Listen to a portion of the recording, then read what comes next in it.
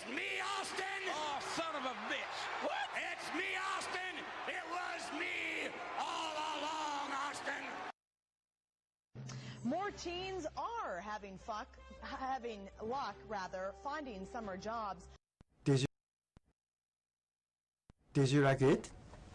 I never asked for this. How can you not grasp such a simple game? Are you failing on purpose? I must consult with the Elder Gods. I must confer with the Elder Gods. Congratulations, you played yourself. Cause I was drugged the fuck out, bro. I was drugged out. So we keep on saying, I hate you, fuck you, fuck you, fuck you. You know, sometimes you need some crazy motherfuckers to change something. Or why don't you empower yourself and don't need them and do it yourself? How, Sway? Take a few steps back to go. You ain't got the answers, man. You ain't got the answers. You ain't got the answers. You ain't got the answers, Sway. Kanye, I've been doing this more than you. Doing what? You ain't got. Come on, chill out. You bro. ain't got the answers. Kanye, you ain't got the answers. I'm asking you. You a ain't been doing the education, bro. You ain't been doing the education. Kanye, calm down. You don't have the answer. Somebody touch my spaghetti! There's nobody here. No guards, nobody patrolling. It's too quiet. Colonel, I'm trying to sneak around, but I'm dummy thick, and the clap of my ass cheeks keeps alerting the guards.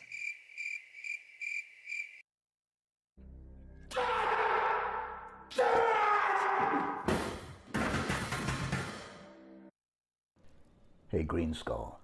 This is Steve Downs, the voice of Master Chief, Sierra 117. Now, you've asked me something here that's very difficult for me. You've asked me to say that pineapple belongs on pizza, that it's delicious and invented in Canada.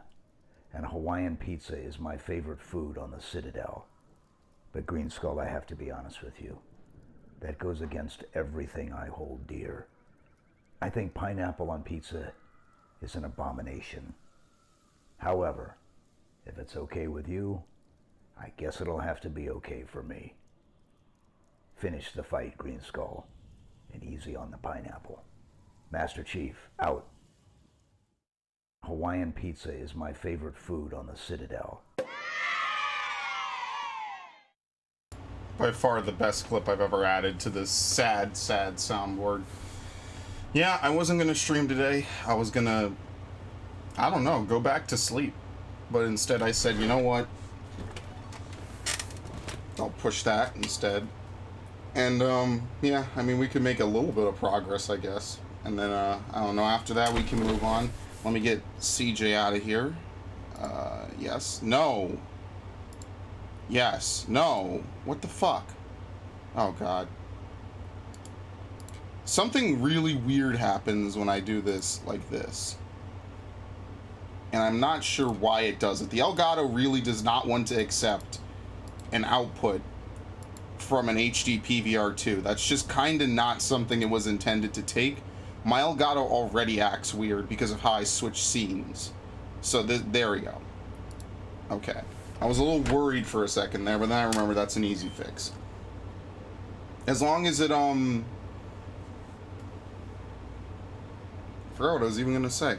As long as it has video and I can get the video to work, it's not terrible, it's fine. Okay, so for Hypno, we have Hypno, which basically gives us a free pass through Erica's gym, except for her Tangela, which might be the only thing that's actually really threatening. Now, what I could do, since Hypno has good attack, is I could teach it Brick Break. That would be, like, kinda decent, I guess. Okay. Oh no, we have to catch the fucking... Oh no, we have to catch the fucking Snorlaxes. We have to at least catch one. This is not gonna be fun. I forget how many Pokemon you need to get something from this guy. Oh no, there is no one up here. It might... No, it's down by Fuchsia. It's like the east exit of Fuchsia. They offer you something. Crap.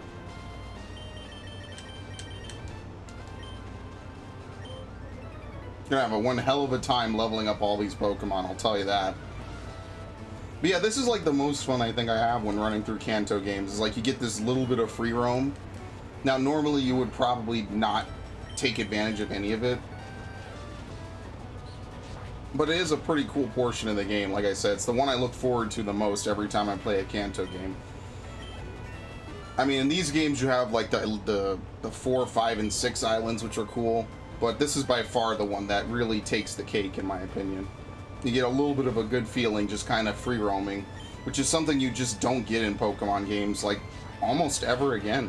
I think like Gen 3 might have had it a little bit, Gen 4 had it a little bit with the Sinnoh games, and that's it. And that's really kind of what I wish Pokemon would have, is just like a little bit of free roam, you know? Find a way to let the players sort of explore on their own. I mean, I think we've seen some of the best games on Nintendo consoles in the last couple of years have largely had free roam as either a major or minor element. And that would be really cool, because it would be like player initiative, you know? I wouldn't feel like I'm only allowed to do what the developers want me to. Which is something, after playing so many games that are open-ended, it's a really nice feeling. Oh, this thing might have Liquid Ooze. It's like the one time I looked to use Leech Seed.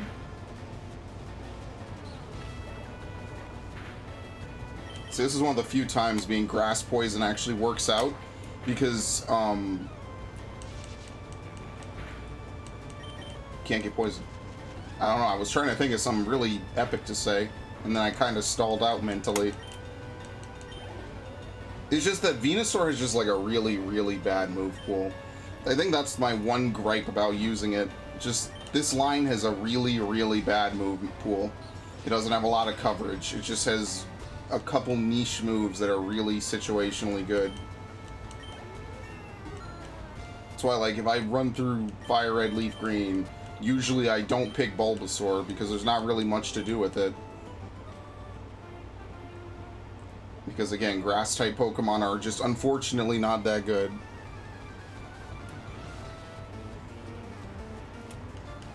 Yeah, actually, kind of... I mean, like, they get... Some of them are good. Like, I thought Rowlet and Decidueye were okay, but that's about it. Like, most grass types... That's why I don't really take any grass starters anymore. Like, after Gen 3, they weren't really good anymore.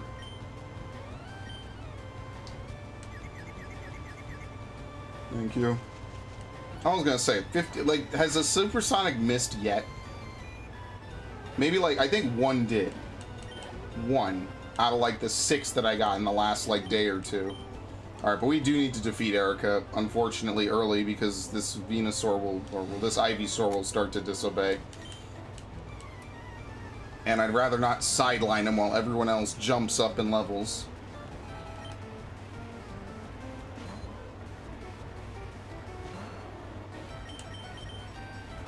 And no, Venusaur can't learn Rock Slide, which is something I thought maybe it could do. Because that would have been a reason to not teach it to that Dugtrio. Is Shelter part ice? No, I think that's just Cloyster. All these weird mixed types. 27. That boosted experience is just ridiculous.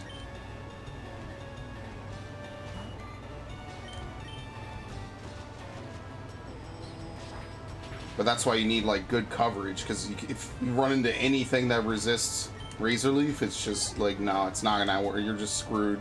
Any steel type, basically. Or C.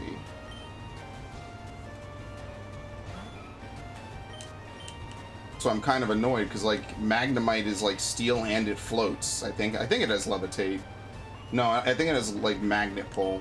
Magnet Pull or Sturdy. Like, if you have, like, a steel type that has Levitate, then what are you gonna hit it with? Like, just nothing. Okay. Oh, is this a double battle?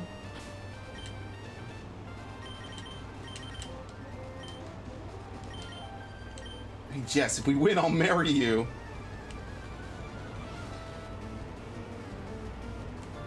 Yeah, it is a double battle. Holy shit. You know, for those levels, they could already have Nido Queen and Nido King. Well, I can't get poisoned. You can get poisoned.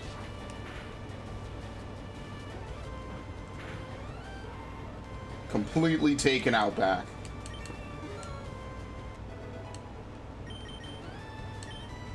I need to try to use Firo when we get to Erica. A critical and poison, because why not?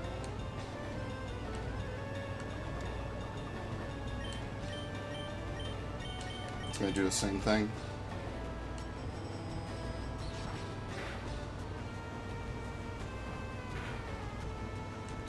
So was that a high roll to defeat the Nidoran, or does this just have more HP?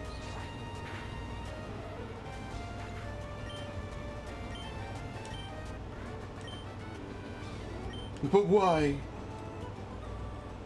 Okay, now it's time for the fun part. Because I'm going to catch both Snorlaxes, so this is going to be very exciting. I think my best bet is to soften them up, try to land Hypno in for a turn or two, and then just try to put it to sleep. And then go from there.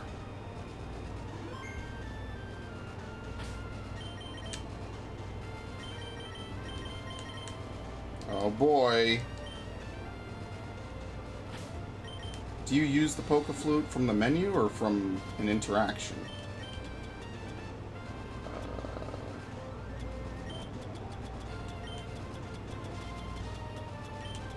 If I'm actually going to use this thing, I'm going to move it up. Now that's a catchy tune. Okay, no, you interact with him. I was going to say, like, what? Like, I don't know, whatever. Attacked in a grumpy rage. I forget if the one in Gen 2 attacks you. I think it does. They kind of reused and remixed this puzzle. I kind of like the fact that when you get to Kanto in Gen 2, it's like a whole different thing. Where's my water?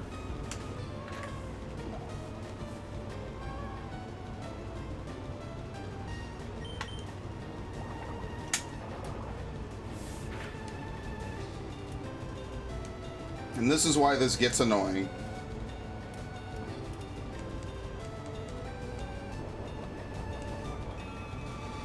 What you really need is like a ghost type to spite that, you know? Oh, fuck. It's over here. I just moved it too.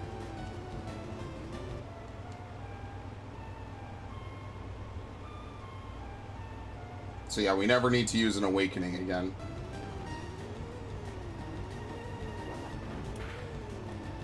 Maybe you could actually just get away with using a ghost type for the whole of this fight. And a miss, because why not?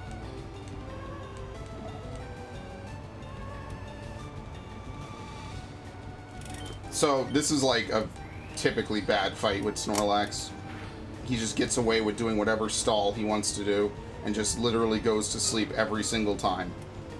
And then I have to kind of deal with the fact that he's asleep. And then I get put to sleep. I'm gonna use these. Because I think it wakes up enemy Pokemon too. So I want to stay asleep. So we just have a freebie.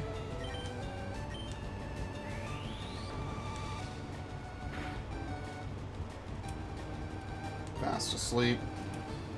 I mean, I'll never catch it at that level. How do you miss a sleeping Snorlax?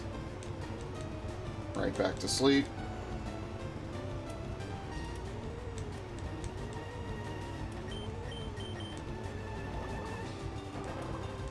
I wonder if turning off battle animations removes the time to play, the whistle.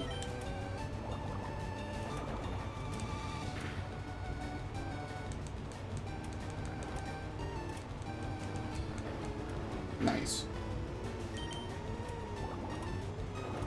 So it's snore, rest, yawn, and what was the last one? Headbutt?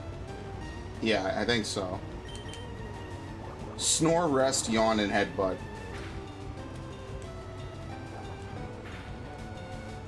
So if you bring just one ghost type, you could just sit here all day and just have this thing slowly whittle itself down to nothing.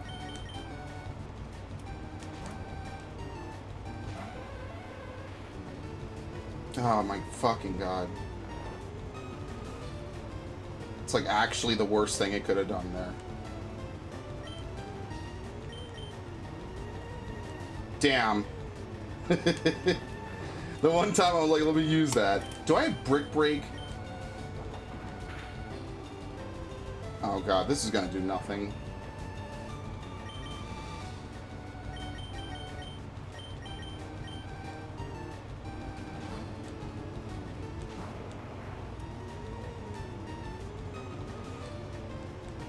I mean, rest is what, 10 PP? I think we're just gonna have to PP stall this guy until he just can't move anymore.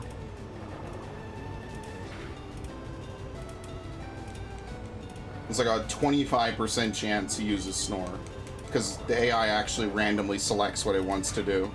Sometimes it like paths out a way to figure it out, but not this Pokemon in particular.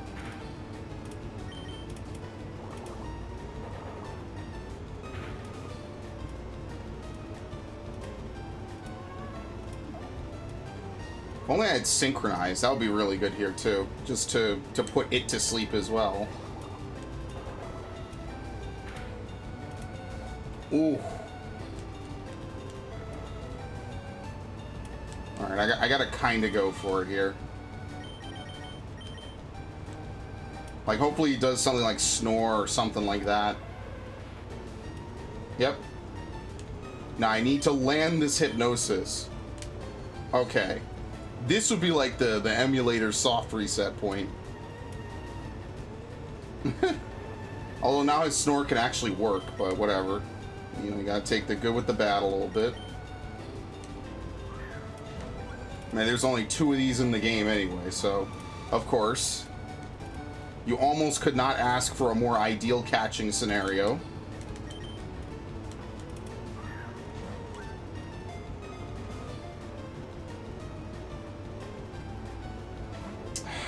My god, it's just to annoy the shit out of you.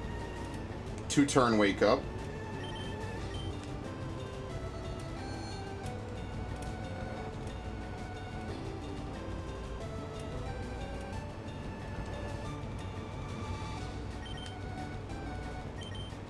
He's gonna wake up and use rest, and then I'm gonna have to basically heal Blastoise again. Dude, this is... And this is what kind of pisses... 1-turn wake up. Thank you. Miss. Insomnia. Wow, Hypno's actually almost a perfect counter. Okay, I can live with this.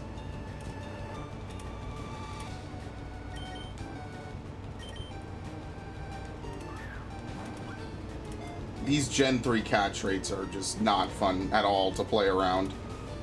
1-turn wake up. Jeez, man.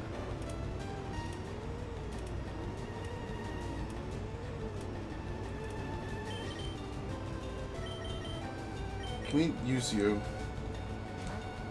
So, to recount, it was a 2-turn wake up, a 1-turn wake up, and a 1-turn wake up. Like, it's out of 5 turns. Like, just horrifically bad luck.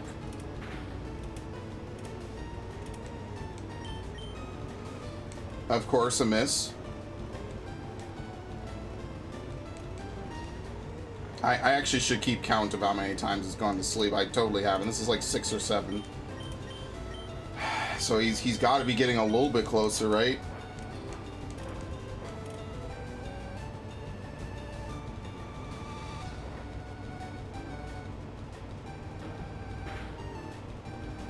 That barely did anything more or less than Rock Slide.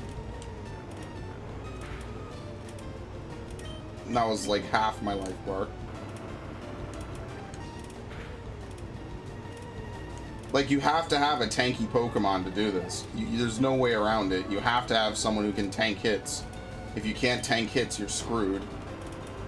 And I only have like 1 Pokemon that can really do that.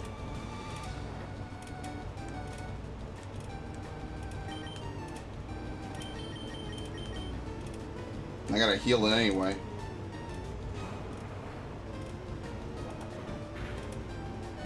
Just like that. Well, I'm going to use the Hyper Potion because I really don't even need it right now. It's just taking up bag space. I'm already asleep.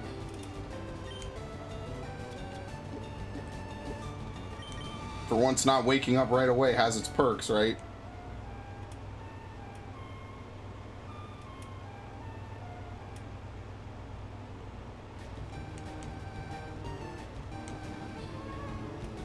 Okay, I just need to land one more Water Pulse, and then next turn it just needs to not rest. Okay, perfect.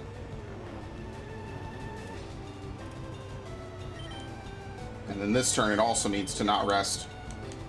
Literally use anything else. Nope, fuck me, I guess. Why not? Like, can I just leave Hypno out here? Oh, shit. Now I'm reaching where Confusion used to be, which is not very helpful.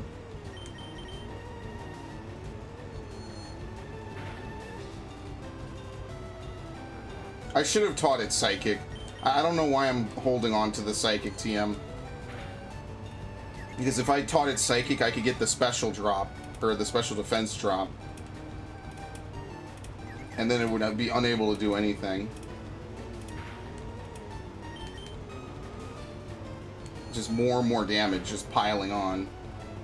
One turn Confusion, by the way.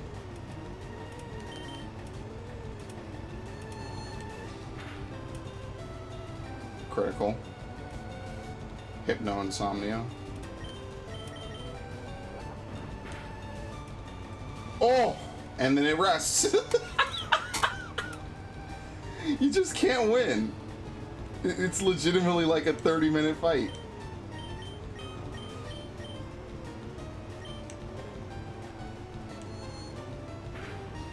Where we slowly try to whittle this thing down to nothing. I'm actually living in hell.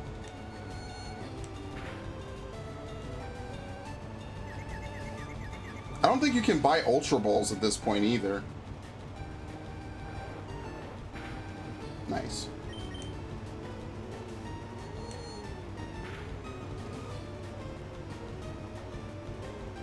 Woke up and out of Confusion.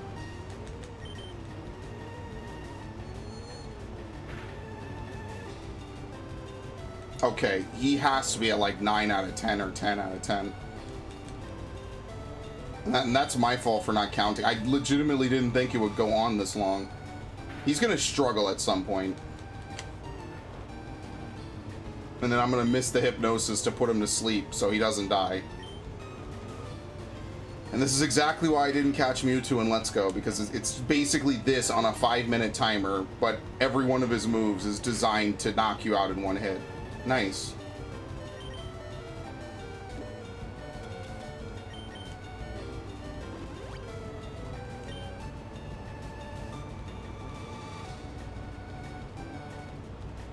At some point he's just going to be headbutting too, so that'll be fun. Yeah, like that. Yeah, exactly like that, actually. I think just paralyzing him might be for the best, but I don't have any paralyzing moves anymore. I got rid of them all. Oh, I forgot.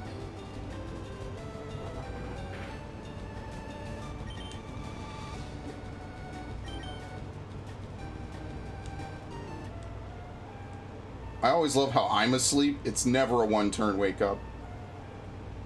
It's at least like 2, maybe 3, maybe 4 turns. Enemies asleep, 1 turn. 1 turn, 1 turn, 1 turn. Maybe 2. Like, I don't know how I could have such consistently bad RNG for literal years of my life. Oh wow, finally got the Confusion. Which could be bad. He could knock himself out.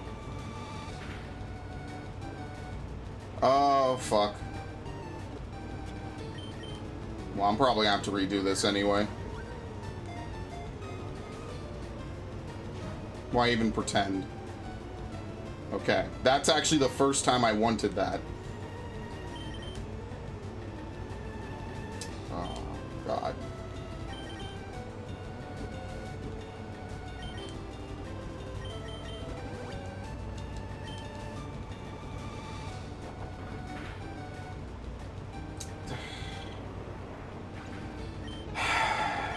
Good God. That should have left me with very little health, but instead it's a critical, because why not?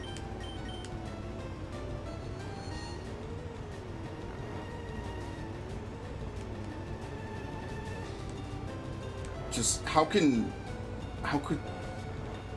Is this gonna crit? Okay, good. You never know. Holy fuck, dude. And this is just the first one. You have to fight at least one of them to get to Fuchsia. I did it. What a surprise. Without rest, it's not terrible. It's actually serviceable. Wow. Well, I did it first try, but geez, man.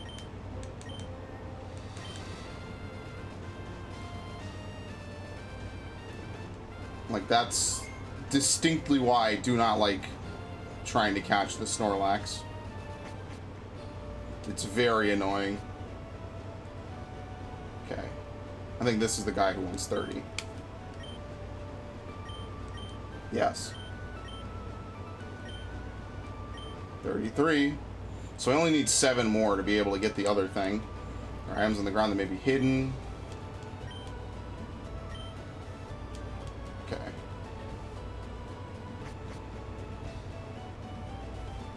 What we're going to do now is we're going to go back and heal. And then we're going to go, I guess, fight Erica. Might as well. Might as well make a little bit of progress.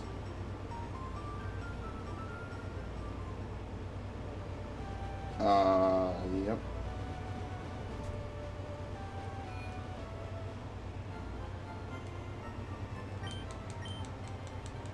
And after that, I mean, we don't need to go down Cycling Road. And I'd rather not try to catch...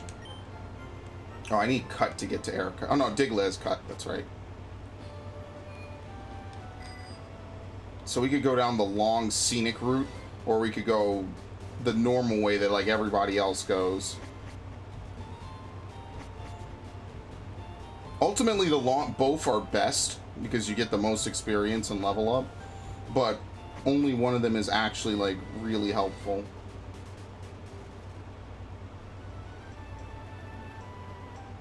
The other one's just fast. Down. We're not going to catch the Snorlax yet. I need to actually, like, get more Pokeballs. And maybe even level up. Like, it's just a nuisance. Maybe I should just go down the long way and then come back later. Because I'll be at a higher level. I'll be able to hit it easily into the rest zone over and over again.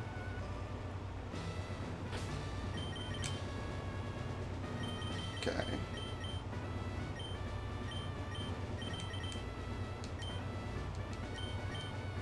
Now, if this is too hard, what I'll do is I'll teach it Psychic, but I don't think we should have any real trouble. Not like last time, where she jumps like 5 levels above everyone else around her. Like, that's the stuff you use to buy a strategy guide for, so you know exactly how much bullshit goes into this game. And that way you can, like, kind of plan out what you want to do. Because you basically have to face check her and then realize, oh, well, she's not at all the level around her. Like 1 or 2 levels, sure. 3 maybe for her final Pokemon. Not 5. It's ridiculous. I keep reaching for confusion over there. I forget I moved it. Yeah, if that was Psychic, that'd be a one-shot. But now here we go with the bullshit.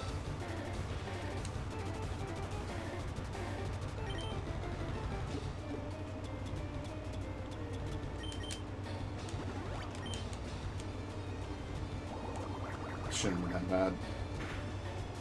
Yeah.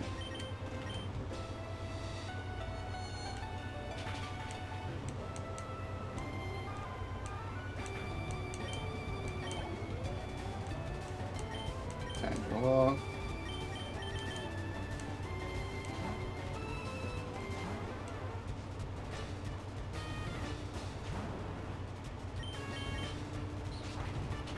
Yeah, way lower level. What is this thing gonna do? Wrap?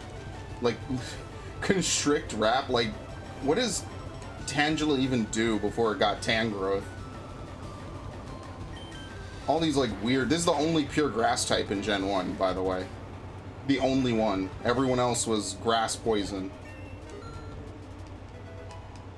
Much like how there were no pure ghost types, so every ghost in Gen 1 was weak to psychic. We'll try. We'll soften it up, I guess. I'm already poisoned. Like, what more could it do to me?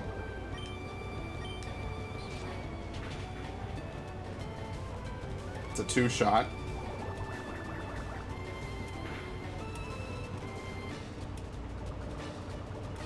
It's a 2-shot and my move doesn't miss.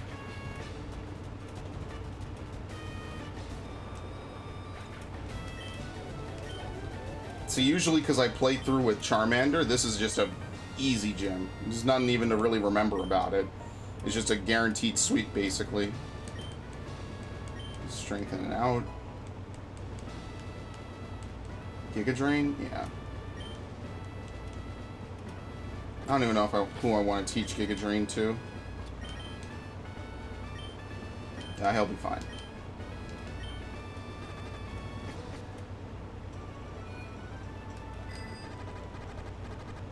Maybe. I mean, if Firo faints, it's not the worst thing. I'd rather save my stuff. Hey, yeah, you're not going to make it to the Pokemon Center, are you? Oh, wait. Got it. Slam dunk him into the machine.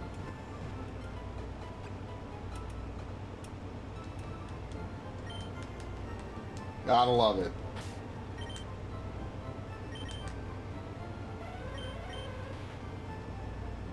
Yeah, I gotta teach you something. I get like Brick Break. I think I'm legitimately going to get Brick Break for Hypno. You'll be kind of good, but well, we shouldn't have problems with Bruno anyway. I might as well just get it while I'm here. I have to have the money by now.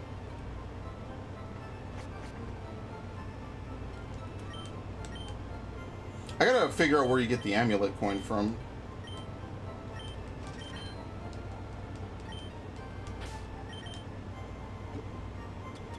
It's actually just legit something I should Google at some point.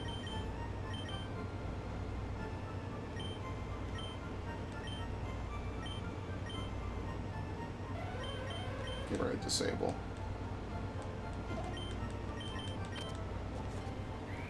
Gotta find out where the Shadow Ball TM is. Gotta figure out where the Thunderbolt TM is. Because right now, like, the #1 thing we need to do is get Surf.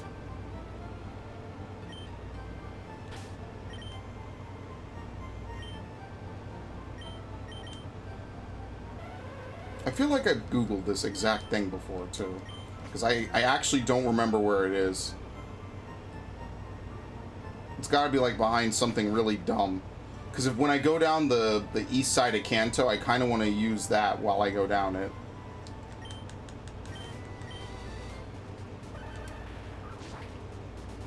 Okay. Alright. Just ignore them. How'd you get in? Good effort. Good show.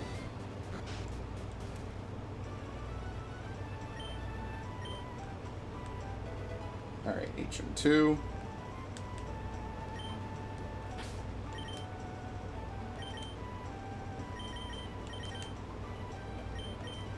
Give her a peck. Never gonna use it again anyway.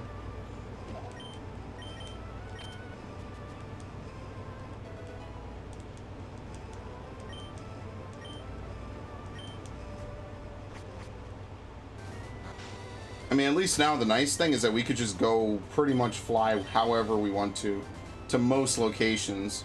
So the only things we're gated off from are basically anything to do... What is this? 14? Yeah, 14 is really short. Yeah, 12 is the long one. I remember this now. Yeah, so we could go wherever we want.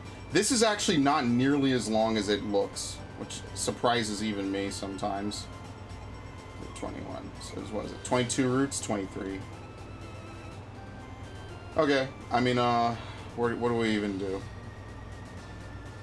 We have to either catch this Snorlax or go down the east. Let's try to catch this stupid thing. And we should have literally no problems with Koga whatsoever, so that'll be nice. I cannot believe I forgot I dodged them on the way in. Are these people here in Gen 1? Or was it just like one random person? Oh shit.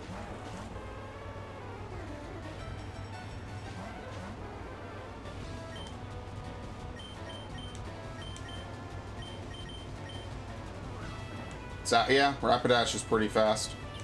They're both faster. Vero is the slowest one here.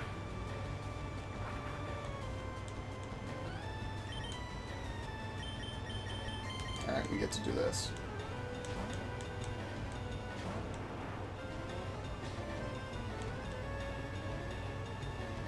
They both went for the one that wasn't there. Okay, nice.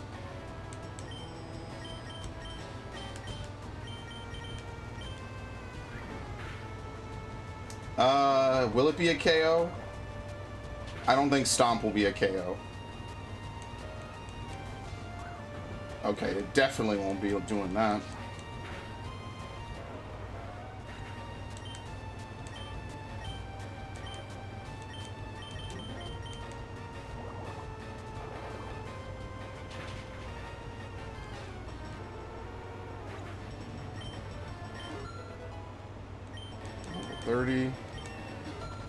Level 30 and 27. That was actually worth it, just for the extra level. Okay. We're gonna need to catch this thing, and that's not gonna be very fun. Which is legitimately why you can leave the eastern one alone for pretty much ever. Because it doesn't really block any progress. It just prevents you from going down the routes. Like, it just makes it a dead end from all three of those directions. This time I'll actually count the rests too, so I'm not just standing there waiting for it to not use it anymore.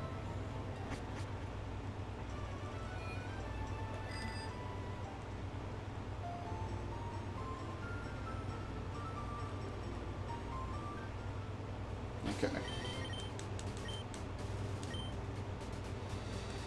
Is there a Shadow Snorlax in XD? I feel like there is. Back when they were debuting Munchlax, and they were super happy about it. Good times. The end of the advanced generation had so many good promises, and I feel like it was a good time going into Gen 4 a little bit. Not with that surf speed though.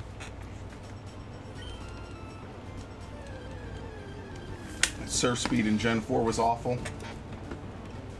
Well, no, then they fixed it. See, it's not all Gen 4.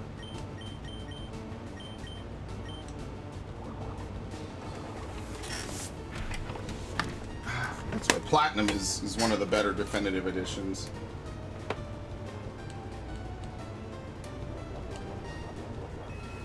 Okay, that's one rest.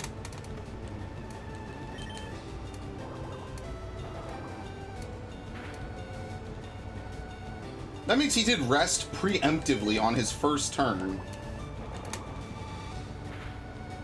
Before any damage was getting thrown out. That's two. No damage was thrown out. Literally nobody was doing anything to him. Just went to sleep. Or would have attempted to go to sleep, actually.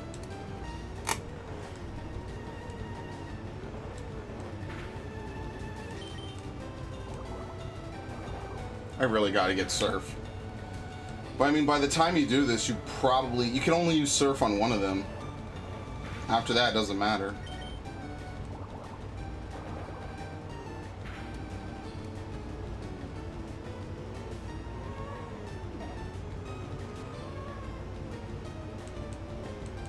One more.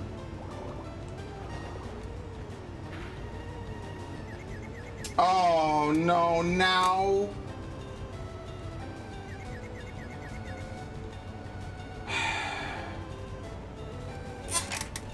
God damn it.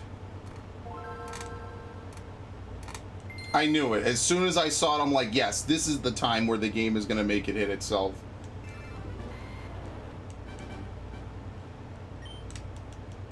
I knew it. As soon as it got confused, I knew the fight was over. Let me try Hypno up front then. I'm going to try Brick Break.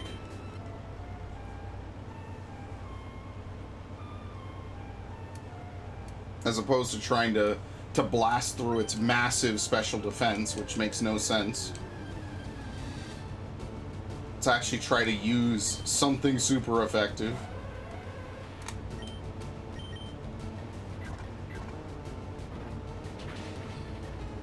Alright, that's some good damage.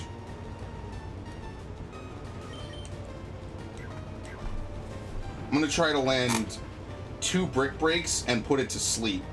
Nope. Alright, already. Well, it's gonna wake up right away. I won't have enough Brick Breaks to do this forever. That's the problem. At some point, I gotta go back to my old strat. Because I just do not have the movement, or the power points to do it at all. I got 15 of these, and now I have 12.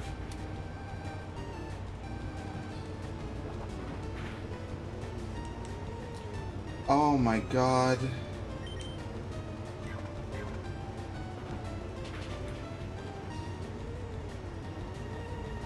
Perfect. Alright. No, you would miss now, wouldn't you? 2 hypnosises in a row missed. Okay. I'm fucking nervous. I don't know what to do here. I guess I go for Brick Break one more time and hope he doesn't wake up on the next turn. Yeah.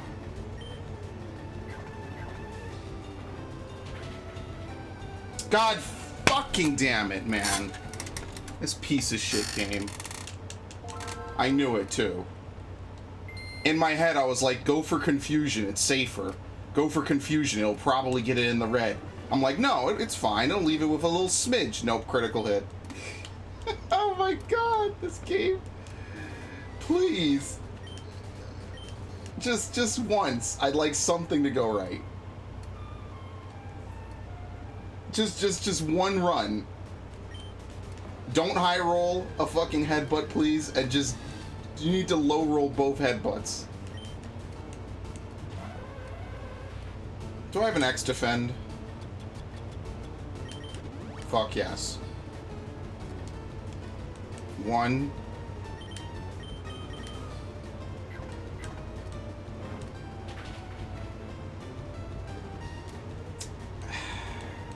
2. I'm gonna X attack. Oh no, it's gonna wake up right away. If it's ever asleep, I'm gonna run the risk that it doesn't use snore. And then I'm gonna use, you know what? No, I'm gonna hit it. Because at least that way I can force it to use rest. I don't know if the AI is like randomly picking 100% of the time. This is just a better usage of my time. But this means I can never swap Hypno out because I'll lose the bonus. Okay. Might have something. 1 miss. Insomnia. Thank you. Like, I know things can't go my way 100% of the time, but goddamn, could I just for once, right? Like I think it would be a little bit more reasonable if the game didn't always have to do that shit. 1 turn wake up, 1 turn rock breakout, red health and asleep. Like how bad, like what is the percentage on this? Like really? What is the percent to catch this? I know they have a calculator online and I will not go look at it later, but it's gotta be at least like 50, right? Maybe not, it's probably like 30, which is, it's still low as fuck. Instant, by the way.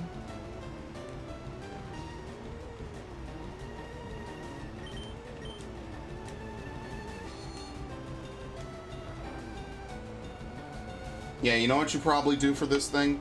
You probably bring Haunter and you use Spite the whole time, and it can just never hit you. Can't hit you with Headbutt. Can't hit you with Snore. Yawn, I think, works, maybe? That was like one turn, by the way. Like, this is why I honestly prefer Paralysis. It's less upkeep. You use Thunder Wave once, the thing never moves again. Or will never... Well, no, you can use Rest. Usually I still prefer Paralysis, because this is obnoxious. You don't have to constantly keep putting it to sleep and then have it wake up in one turn. But the bonus from sleep is bigger, so that's why nowadays I try to use it more, because it is a bigger bonus. Like, it does, you know, more stuff for you. Oh, come on.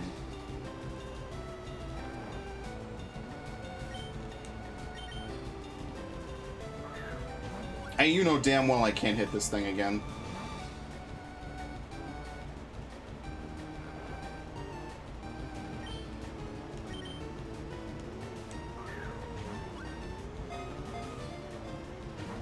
Dude, that's like the third time it's broken out. Hasn't even shaken the thing.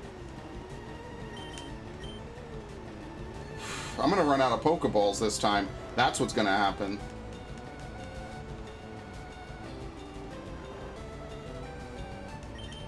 Oh, fuck me. Fuck, fuck, fuck, fuck, fuck, fuck.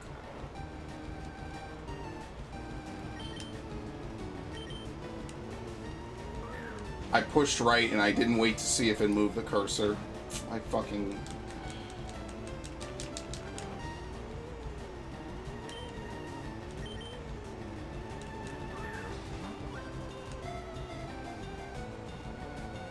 I forgot Pokeballs are even supposed to shake, honestly. I didn't know what happened there.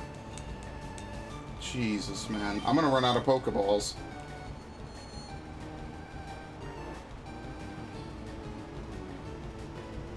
I think we're on, what, 2 rests? Maybe 1?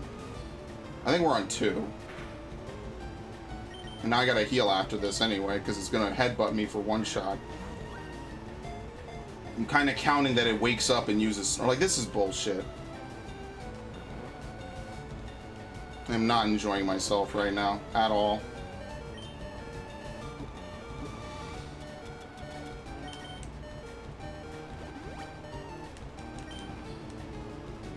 As long as he doesn't crit headbutt, I can't die.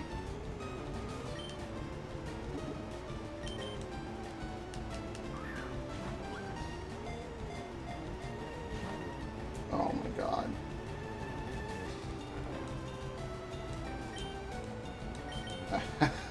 We'll catch him on like the last 3 Pokeballs. Oh? Wow, okay, never mind. It only took, what, like 12 Great Balls, and then we're done. Very nice.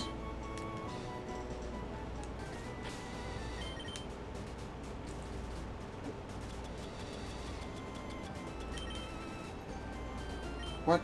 How the hell does this thing work? Is it it's supposed... Oh, no, you have to stand right here, I think, and use it. Yeah, it's really weird. There's an I'm buried underfoot. Yeah. It's like, that's why I don't really understand how to use the item finder. You gotta, like, do weird stuff to get it. 40 species? Oh, no. Oh, this is how you get it. Okay. No, I have not. Let's see. Okay, what we're gonna do is we're gonna go to Fuchsia. We're gonna hit up the Safari Zone, which is pretty much the whole title of this stream anyway. And then we're gonna catch enough. We only need 7 Pokemon, including Pokemon that we can evolve. So I have 2 Moonstones, so I can catch some Nidorans and the Clef... Oh, let me get the Clefairy while I'm here. I think I have enough money for it.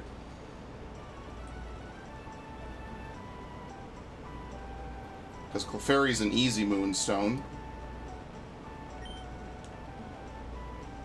Yeah, they sell Pinsir in this one, and Porygon is cheaper, but I think Clefairy's more expensive, and so is Dratini. In Fire Red, this is $9,999, and this is a Scyther, and I think it's more expensive. I think it's like $5,000. It's like double this. Well, I don't think we have enough money to shoehorn our way to any large amount. You gotta kind of like farm the Elite Four for that. And this gen's Elite Four is a little bit annoying.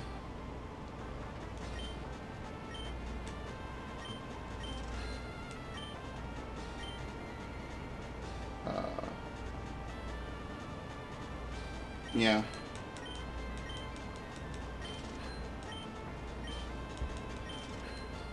What was it, 750? Oh my god, we're gonna break the bank. Now what I used to do is I used to reset to get good natures on some of these Pokemon. Because it's random every time.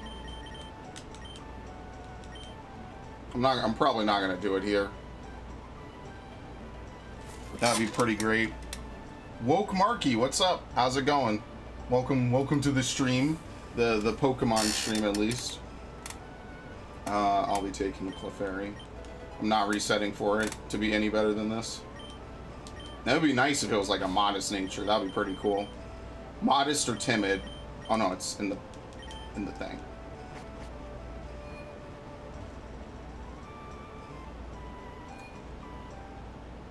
So we'll evolve this, that's 34. We can catch like a Nidoran or a Nidorino. That'll be... Well, actually, I should catch a Nidoran, because I don't think I caught one. That'll be like 35, 36. If we have a Leaf Stone, we can evolve one of those. We have a Fire Stone, so we can evolve Vulpix. I think we're in a pretty good spot for evolutions. I'm going to evolve Lucifer. And then when I import poor Lucifer into a future generation, I'll make sure to teach him better moves.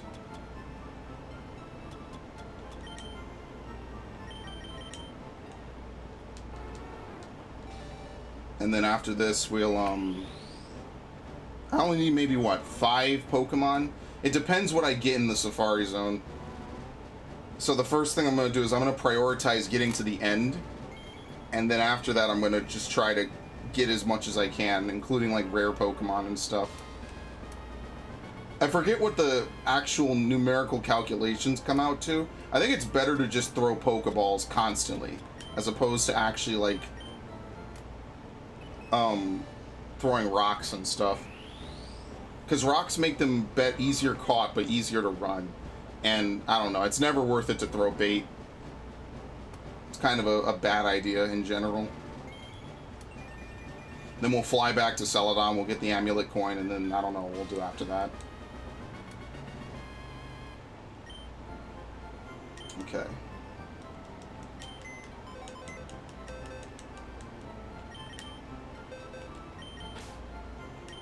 Oh no. Get rid of you.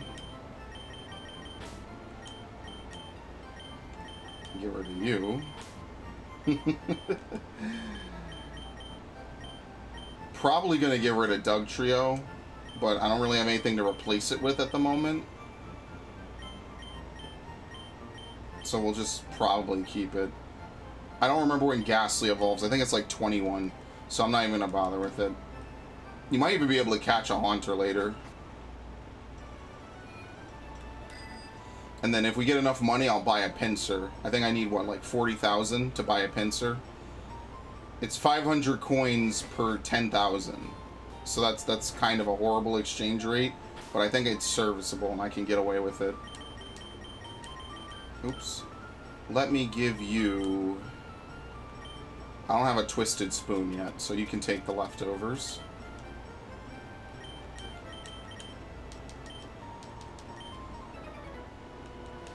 What do you want?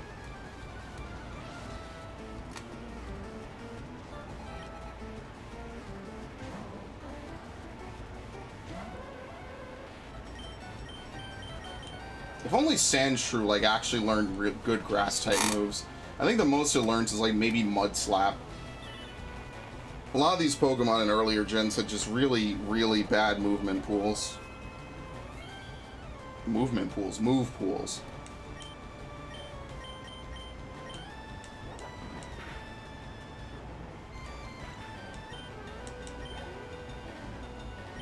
Coughing. Will I still be disabled? I actually don't know.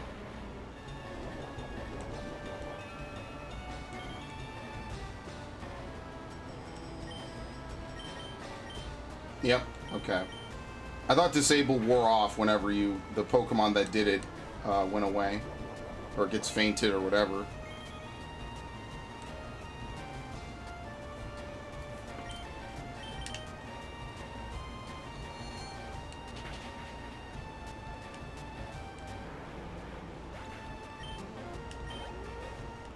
Now, I'm honestly hoping I can get him to whatever level he learns Psychic at. Because I think he learns Psychic at a really low level.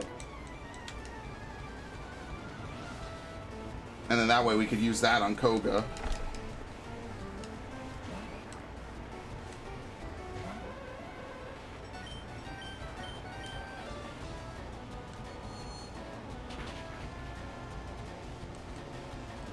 Yeah, this is all pretty much going to be one-shots. See, now the game is back to being super easy. Instead of having to deal with, like, incredibly high special defense tanks that cannot be defeated by normal means, we could just chill now. There's nothing crazy going on.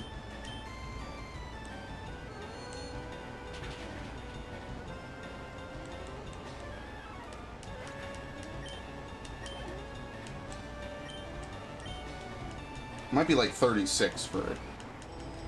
So if we fight everyone on the way,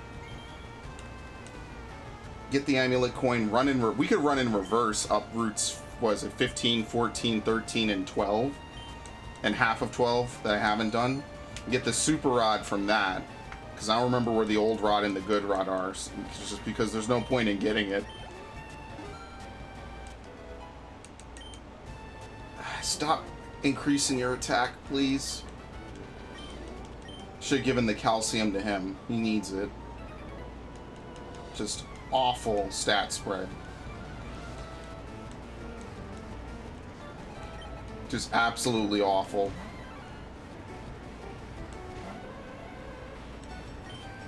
It's kind of the thing, ever since I really got into like breeding and natures and all the other things in Pokemon, you can't really go back once you do it.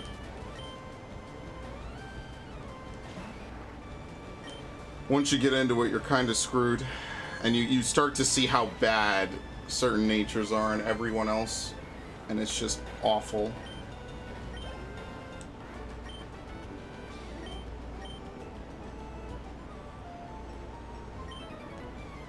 Hey, you just bumped me. I actually did. The bonk noise really gets to me sometimes. Oh, wheezing.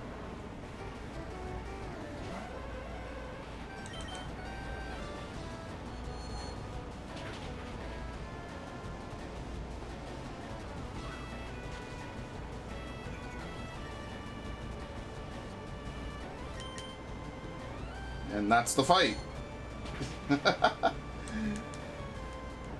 See, now I'm supposed to be having fun and I just feel awful. It's like, how am I supposed to have fun with this? You know what's coming. You know Koga's gonna be some ridiculous tank. I forget if Psychic even resists poison. I don't think it does. Yeah, I don't think it does.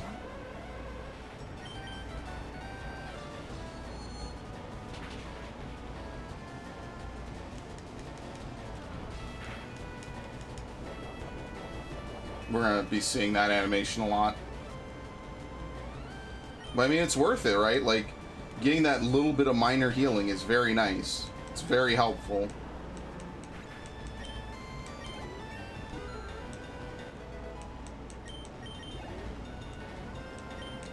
Coughing.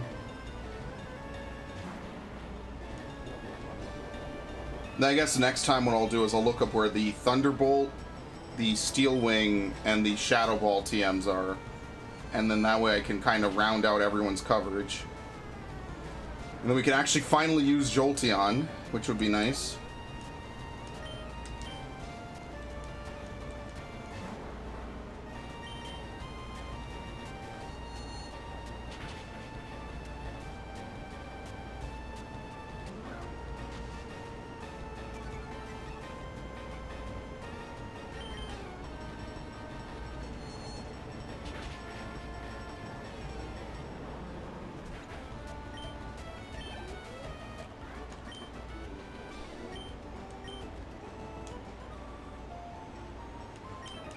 Okay.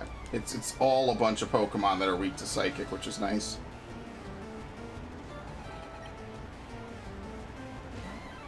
I probably should have stuck with that Mankey. Not that it's too late. I just have to train it.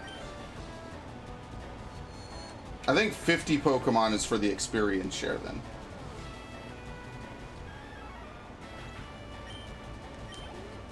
Like the most important key items are like Versus Seeker, I guess Item Finder for the maybe handful of usages where it's really mandatory.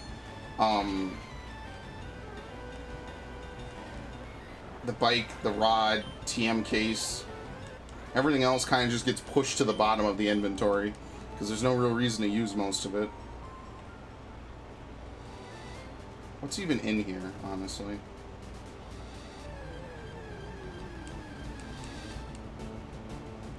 Oh shit.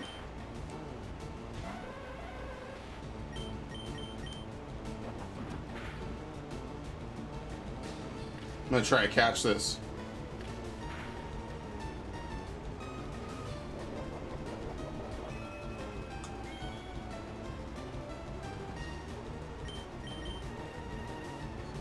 And then I also have a rare candy in case I need to candy anything up, just so that way I can level up a little bit faster.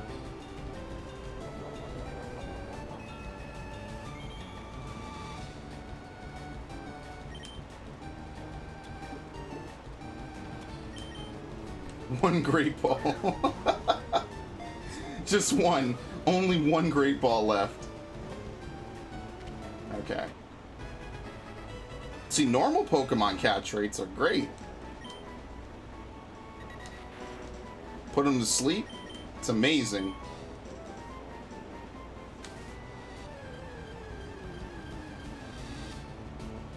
Spearow.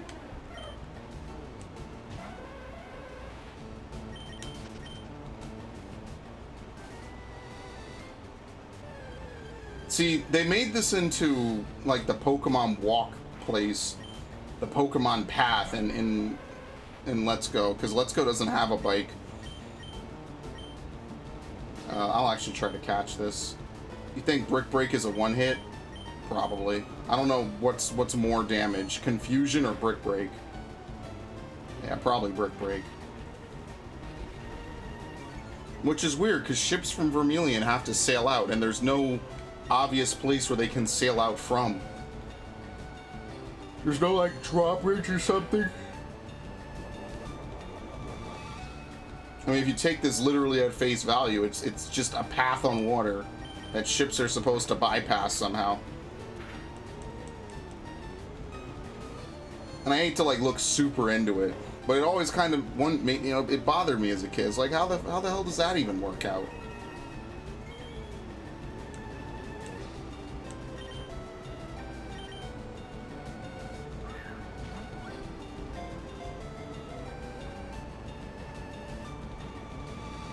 Very nice. I like that this game has you do like a little bit of catching on the side. I think that's kind of cool.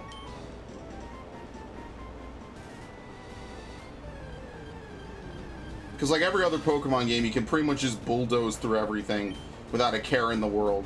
At least here you have to like kind of catch a couple of Pokemon. I think it's a little more interesting, just from a gameplay standing. It's like, hey, this is a game about catching as many Pokemon as you can, and here's literally a part where you have to catch as much as you can.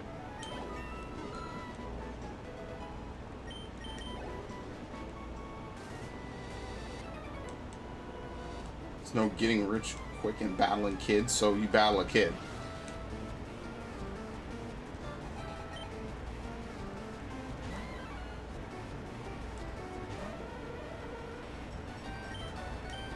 I do like the Pokemon timeline a bit.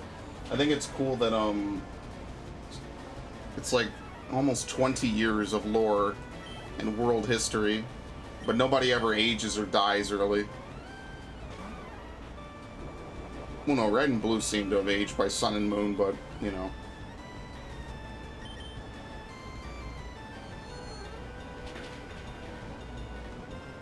Oh, no. Okay.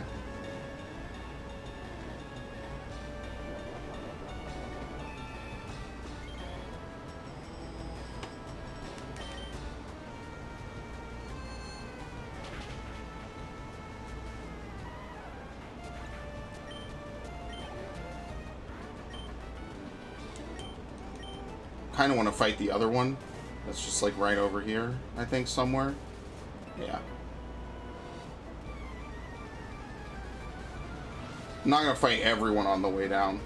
Just enough that I can kind of get to like level 34 and get my last 2 levels off of fighting Koga's trainers.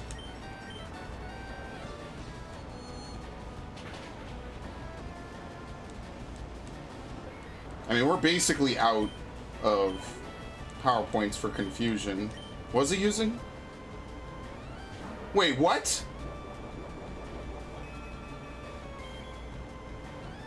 Why did... Okay. This would surprise the shit out of me if I was a kid. It's gonna take 2, and he's gonna waste his only turn.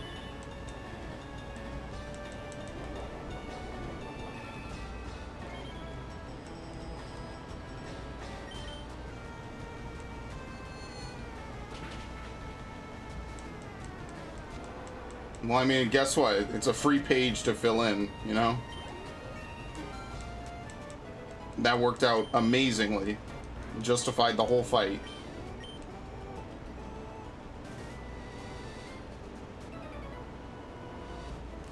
We're bikers, we rule the roads.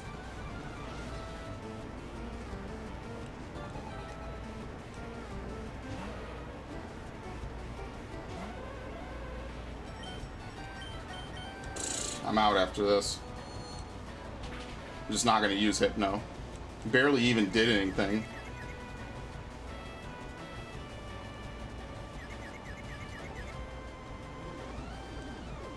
Yeah, I'm definitely swapping. I don't even know who I could use. I really think I'm getting rid of Dugtrio. Hypno has actually turned out to be one of the better Pokemon I've used in a long time. I'm gonna use Fearow.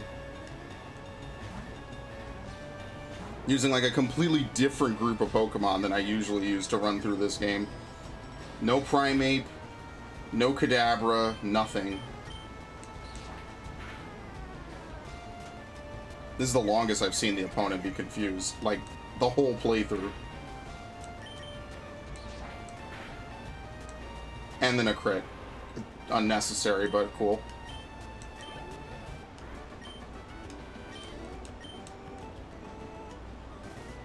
Okay. I forget what these signs even say. I'm not going back for them. I wonder if they like make fun of you for stopping while biking downhill, basically. But yeah, there's a lot to be gained from battling them. You don't have to battle anyone over here yet. And I'm just gonna ride into Fuchsia anyway, and then hit up the Safari Zone. Like, it's just a better usage of my time. So now we can actually free up Victory Bell's awful moves, which I'll do at some point. I'm not going to do that now. And see if we can catch us anything good. And now, of all times to get a shiny, now would be the worst time. Because, you know, shinies might... I mean, you know what? That'll be like the true kicker. I'll finally get another shiny Pokemon, and it'll be just like the last one I got in the Gen 3 game, which is in the Safari Zone. Except this time, Fate won't be so nice, and it's gonna run away. That'll be perfect. Okay. We need to pick up Golden Teeth, and we need to get to... Well, I think they're in the same area. I just gotta remember how to get through this place.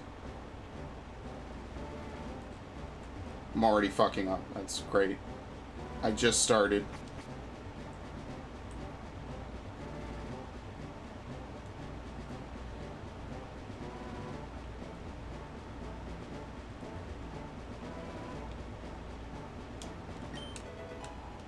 There's a lot of good items, but I kind of know where the good ones generally are.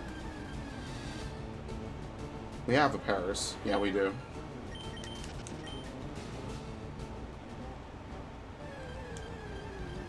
Anything in my path is very... Oh, well, now this we don't have. Like, right away, too. Right off, right first thing I get. Now get out of here. I forgot they have a 2-step animation.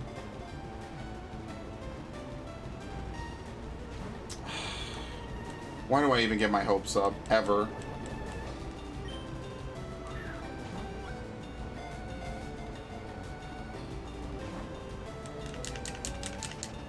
Okay. And this is why I hate the Safari Zone. It's, down. Yeah.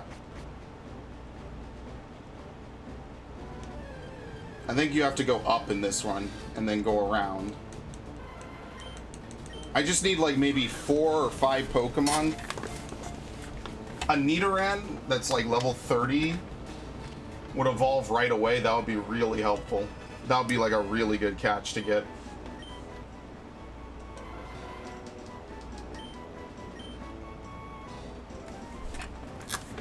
That's why, I forget what Safari Zone it was where you could battle the Pokemon.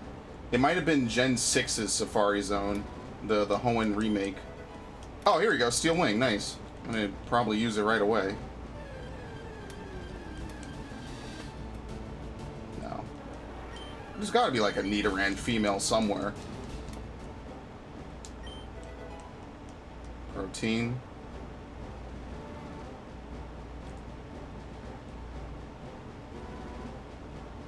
Okay, I think that's it, right? Yeah. Gold teeth. Double team, which is kind of worthless. Never gonna use it. You're first person to reach the secret house.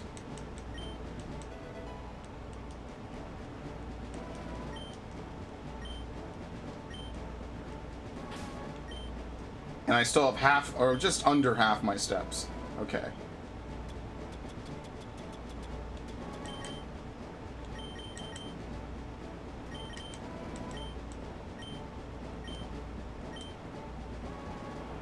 Water gun. Gotta make sure I don't get rid of Water Pulse. That'll be pretty bad. Modest Blastoise. Alright, that's more or less the final moves I'm gonna teach, and maybe I might teach it like Blizzard or Ice Beam when I get it. Might get rid of Mega Kick. I don't think anyone's gonna complain about me getting rid of Mega Kick. Very good, Fury Attack.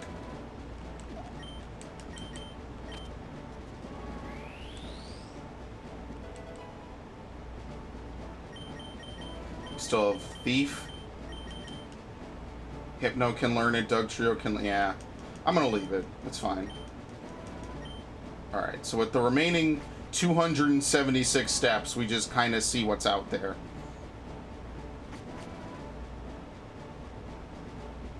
I know there's Dratini's in the lake. In this version, it's actually pretty cheap to get a Dratini from the game corner.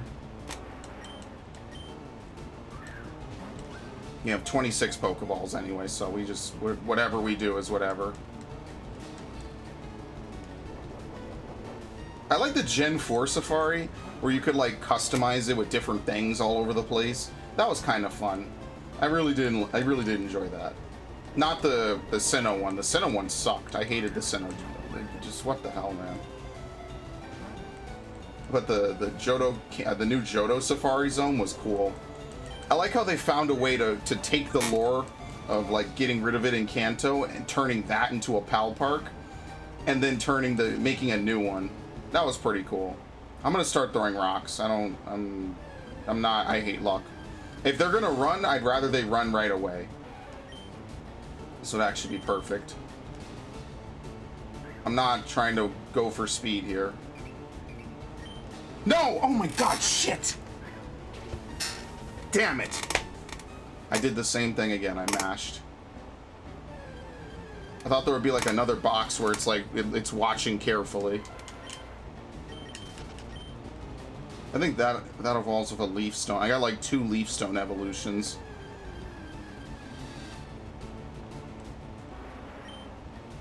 It's 1 rock. Yeah, if it's angry, it's not gonna run. Got it.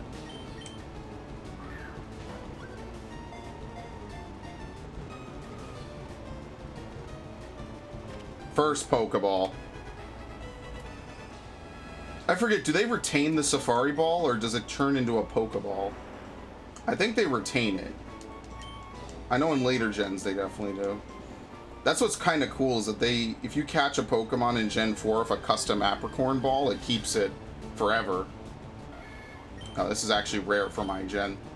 This is like a 5% maybe, and it fled. Nice.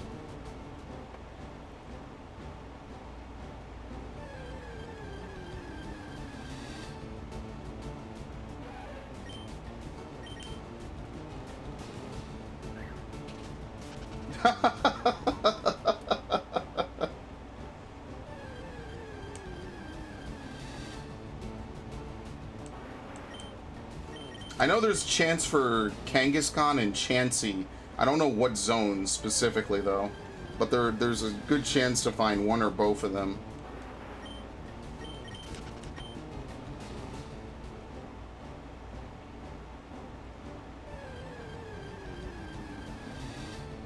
Oh my god.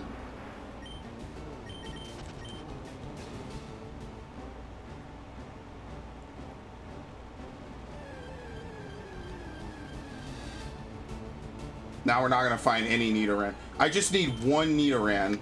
I don't know if Nidoran male shows up here. It might just be Nidorino and Nidoran female. That would be really, really good to just catch one of these. Not even going to throw a rock this time. Yeah, like what's the point? You're just waiting for it to run away.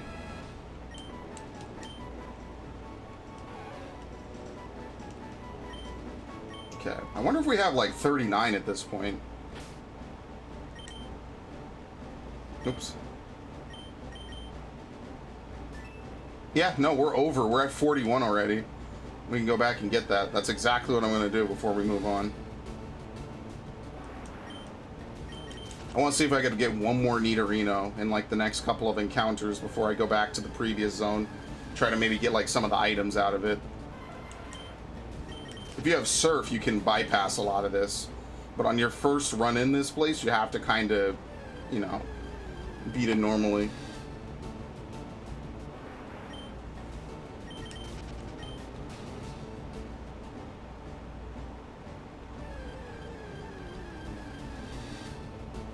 Okay, I'm gonna move back one region.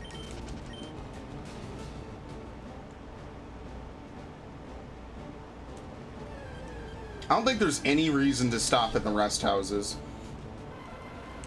without checking. I don't think I've ever gotten anything good from any of them.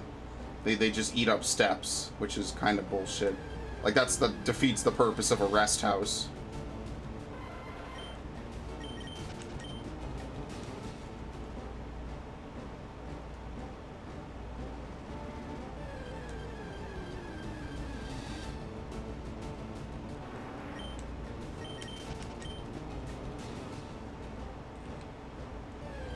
Actually, I should go down this way. Kind of doesn't matter. This would be good. This would save me a rare candy.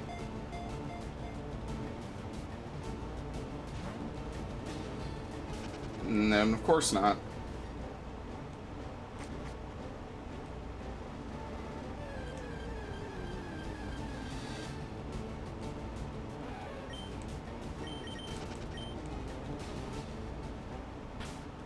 $116. Yeah, this is a dead end. Is there even like an item finder usage for this?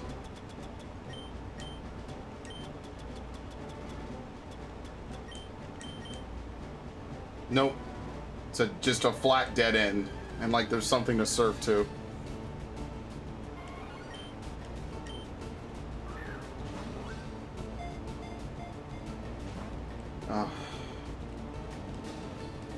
It's a level 22.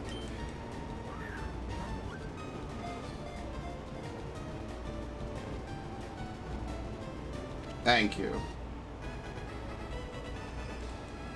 Like, I could not see that being like anything less than like a 60 or a 70 catch rate.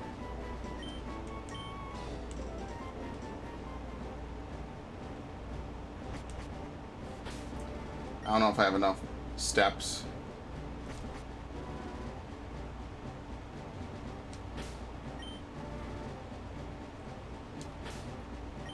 I don't know if I can make it to the next patch over.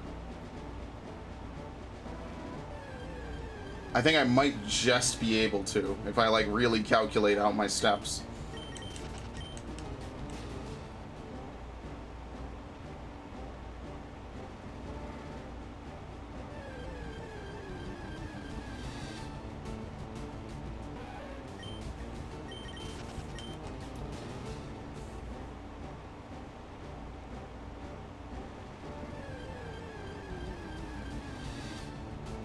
Oh, ooh, this is good. This is a really good find because they're rare in this version. And it's gonna run away.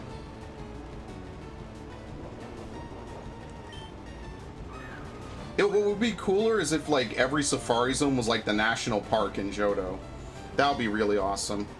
Because then like you take one Pokemon in and you just got to figure out how to, you know, get as much as you can. But then they'd have to get rid of the HM requirements to get around. Like, this is fucking ridiculous, by the way. Give me a fucking break. Like, sometimes I legit feel like I'm reliving the same couple of seconds of my life on loop. Thank you. Just basically baiting for it to run away.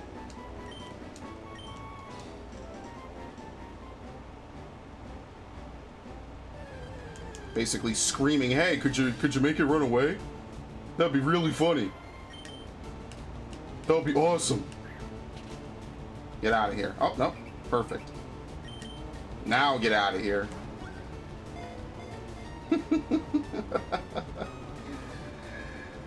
Yeah, nice. The rock into ball is great. Good shit.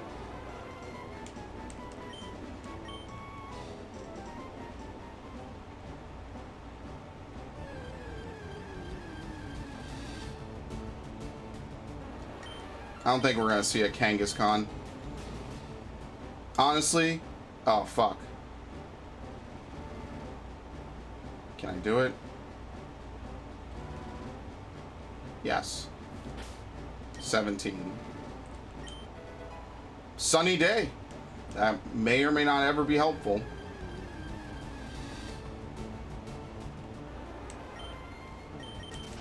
In all honesty, I think just playing XD would be faster. Like, you could argue that you could find a Kangaskhan on your first pull, or your first step into whatever area it's in, and then catch it in a lucky Pokeball. But I'll be honest with you, I legitimately think you get more from playing XD. XD and Coliseum saves you having to do multiple playthroughs for the most part. In fact, I really wonder, like, what Pokemon are not covered. You'd have to restart one of the remakes once to get the other starter. You'd already have all 3 legendary dogs. You'd already have multiple copies of the legendary birds. You'd already have Mewtwo.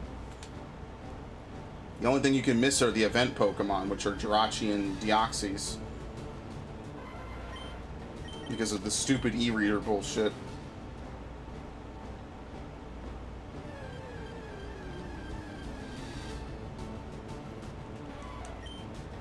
Again, this would be a great catch.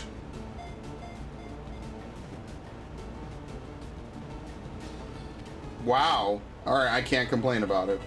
It was literally the definition of a perfect catch. So I saved myself a rare candy.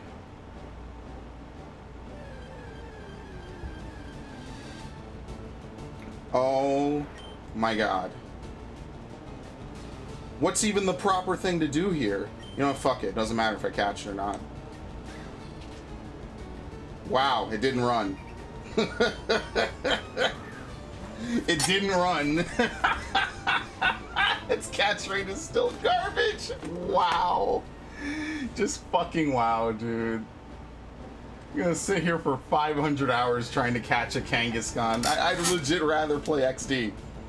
Like, yeah, XD's longer, but I get way more out of it, including the Kangaskhan that I'm looking for, with some unique egg moves or something. Because by God is that fucking annoying.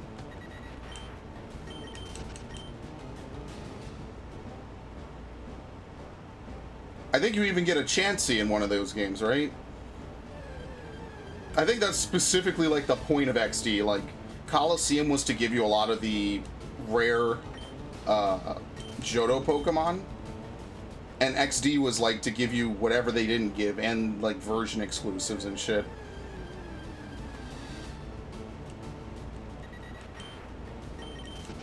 Like, they gave you an Ariados and I think they did, right? They give you a Spinarak in XD. They give you like Noctowl. Like, that whole opening section at Pyrite is literally just all Johto Pokemon, I think, that are rare or hard to get.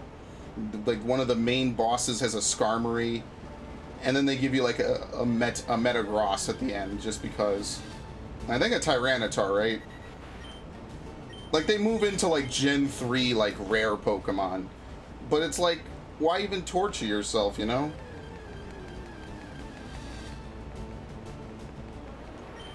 But like I said, when I play Emerald, Emerald is just going to be a lot faster because there's not really much to do in Emerald. Like, you catch like the same couple of Pokemon, you catch a Ralts, you catch whatever. Maybe I'll trade over a couple of eggs to hatch, and then I'll have all the starters, and that's it. That's literally the game. You don't need to catch a certain amount of Pokemon. Oh shit. I'm just gonna rock it every time. If it's gonna run, I'd rather it run right away than torture me. Just heighten my catch rate as much as possible. Instant breakout, instant flee. And that's why it's bullshit.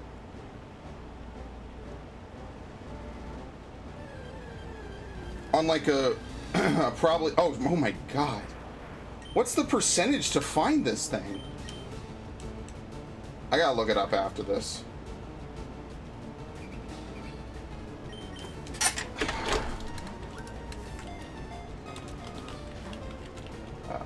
Fire red. Doesn't matter, it's the same shit. Kanto Safari Zone. Good thing I didn't throw another rock. One rock, and that's all I'm gonna get. And flee. Where is it?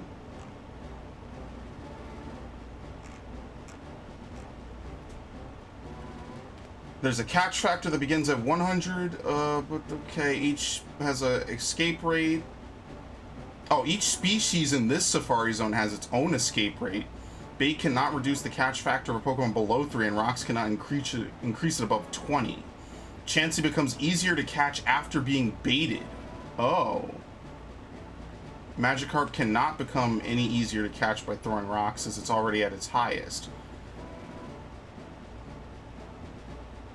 If bait is thrown, it'll be eating for 1 to 5 turns.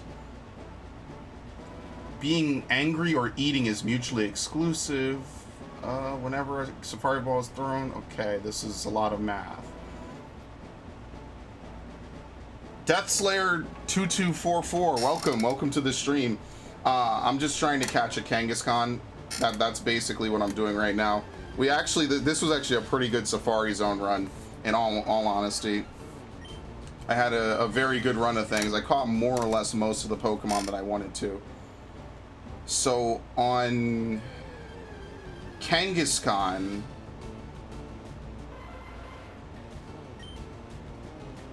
Kangaskhan has a 90% chance to flee after being hit with a rock.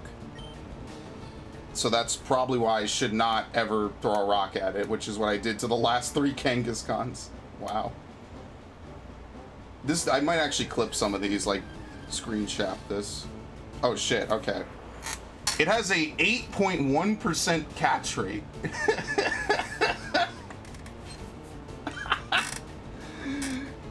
I don't know. Is it worth it? Is it worth the 90% chance that it doesn't run?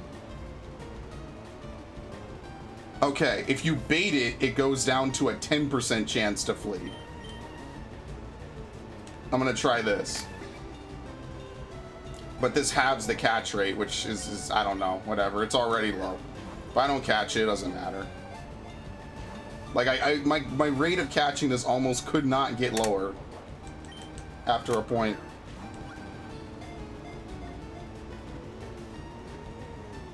No. Oh my god. If you throw a bait. Yeah, I mean, I was throwing rocks at it. Wow. Well, fuck that. That's amazing. All right, we're done here. I don't have anything else to catch. I actually did not think I would catch one of these. So baiting it is the way to go because you just get more chances to throw Pokeballs at it. But usually bait just, I feel, isn't worth it. Even if it drops the flea rate, it's like, there's no point. I don't know what the odds of a Chansey showing up are. It's probably pretty low. And I don't think I'm going to find one. Area 2. Oh, this is red and yellow. They have Dragonairs in the lake at 1%, but honestly, I think it's just better to get it from the other thing. They have Tauroses in this area. So Chansey is at 4% and Tauros is at 1%. I think this is area 2. No, this isn't. This is on a GameCube. This is a Game Boy Advance player plugged into a GameCube, which is outputting it to an HD PVR2, which is then, oh shit, outputting it to a Elgato capture card. So this is, if it looks a little weird, that's why. It's never meant to do this. So this is like actually legit the GameCube. Let me just stop that before I accidentally disconnect. That would be miserable actually, to catch all these Pokemon and then disconnect.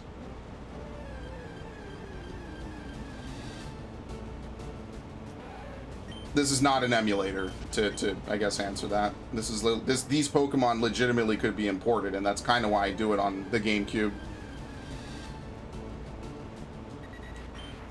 Actually, we should try catching. Oh, I don't have a fishing rod and I can't surf. Well, that's not gonna happen. But yeah, I've been playing this for the past couple of weeks, I think. I think I started it back in like April or something. And now I'm just trying to finish it up. Which honestly, like, doing this is just kind of killing time. But, oh! What are the odds of this? Oh, fuck. Scroll up, scroll up, scroll up, scroll up. What's the catch rate for this? What's the flea rate for this? Alright, this is another 90% to flea Pokemon.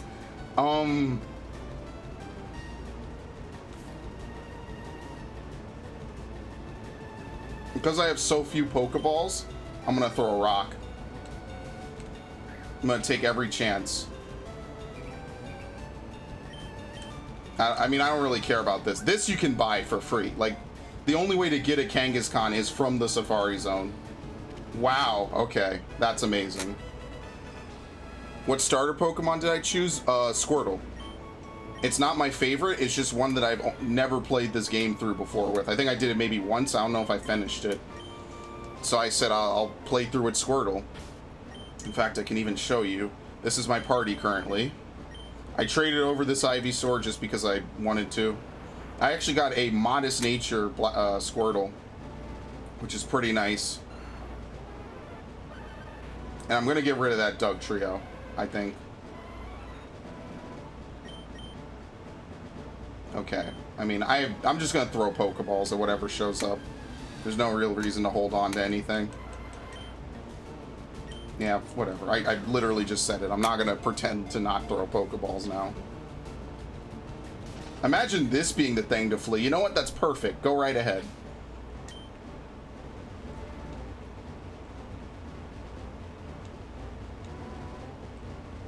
Oh shit. I'm trying to like do the perfect like bonk to keep moving up, left, up and right, up and right. All right, see if we can find something a little rarer than this. But yeah, my favorite starter for this gen is Charmander by far. I'm a huge fan of Charmander. Yeah, that's pretty much it. I'm a huge fan of Charmander. I really do enjoy just sort of running through in general with Charmander. I think it's the most interesting. You get the legendary dog that doesn't know Roar, so you can't trigger the, the roaming Pokemon glitch. That's what I think is the most fun about Charmander. And we're done. That's totally fine, though. I caught more than my fair share. I think the only rare Pokemon I didn't get was like Tauros and Chansey, which again is like an XD catch. I'm pretty sure Chansey is an XD. So really, we have enough now to get the experience share, which I think is down here. So I guess we'll do that before we do Koga.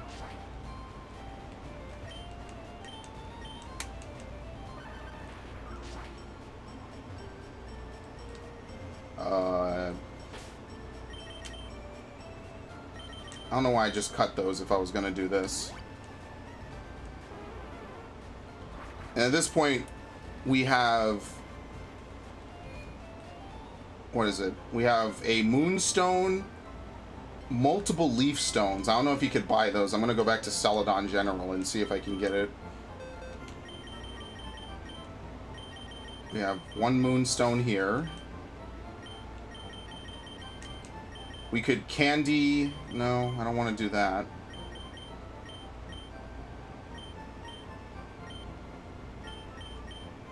And we have 2 Leaf Stones. If we could get 2 Leaf Stones, we have the Weeping Bell, and what else was the Leaf Stone that I caught? Oh, Execute. I chose Bulbasaur because he can learn a move that's super helpful against gym leaders and catching Pokemon. What, like Sleep Powder? Sleep Powder, Poison Powder, Stun Spore. I actually like that it can learn that, but I usually don't really use it. Because I don't like that Starmie... I think Starmie might know Confusion. It's just... Misty is really strong. And ironically, I find that I have better luck with Misty with the other 2 starters. But my first playthrough of Fire Red, I did pick...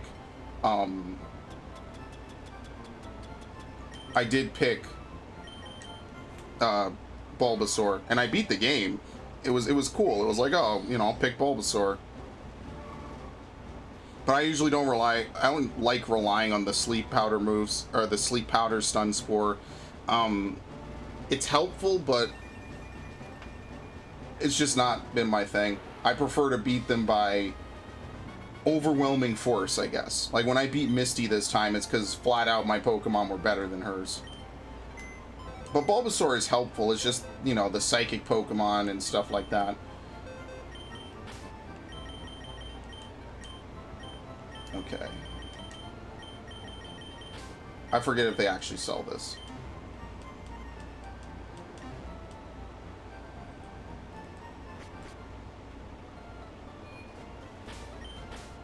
But yeah, no, I love Pokemon too. Not my favorite gen of starters, but I like most of them enough, I guess.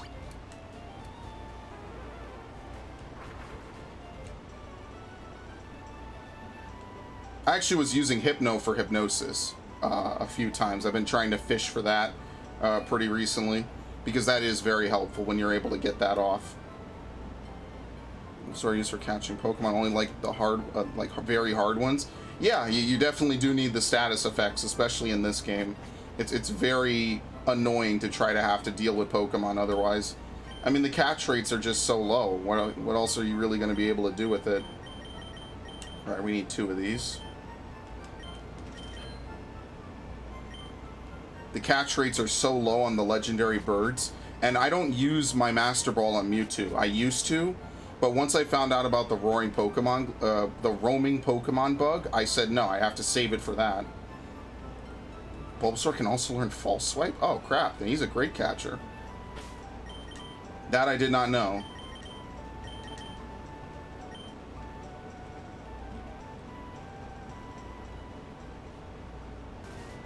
Then he is good. It's just like the one Pokemon that you'd really want to use it for is, what was I gonna say? Like the legendary dogs, by far the most annoying Pokemon to try to get, just to catch, because, you know, roaming Pokemon are annoying. Just to find them is already annoying. This game actually doesn't tell you that they start roaming. You have to encounter them randomly or just find it out by looking it up in a guide or something. Like, I mean, it's cool from the sense, like, you keep playing the game after it's done, you randomly find it. It's like, oh, well, look what I can do. But, yeah. But, yeah, if you pick Squirtle or Bulbasaur, you get the roaming ones that know Roar, and they can, when they use Roar, they disappear from the game. And my only guess as to why that is because they didn't code it for them to respawn on the map somewhere.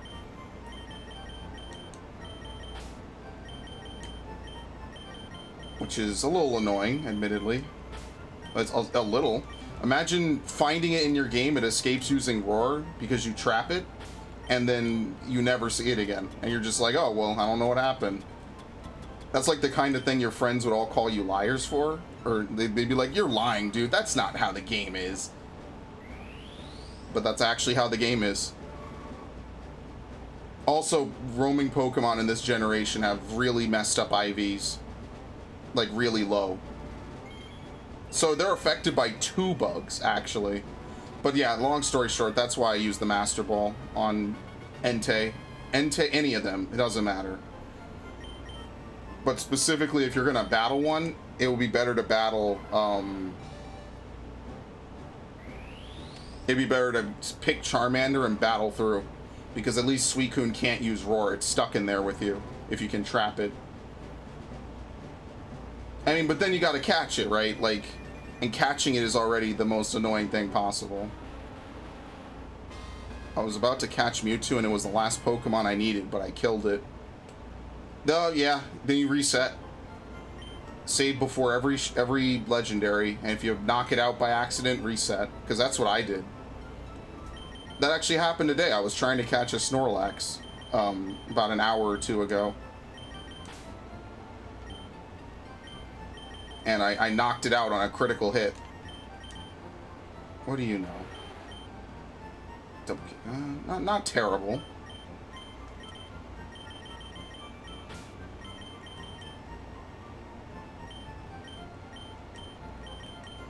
Okay.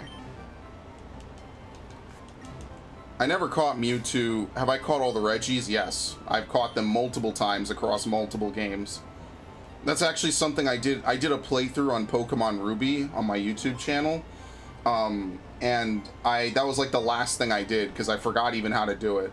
Like to open up the gates and stuff. I played Pokemon for a long, long time. So I've caught a lot of these Pokemon already and beaten a lot of these games before. The only set of games I have not beaten is White 2. White 2 and Black 2, because I started White 2 and I never finished it like a year ago. Yes, the experience share. Very nice. Exactly 50.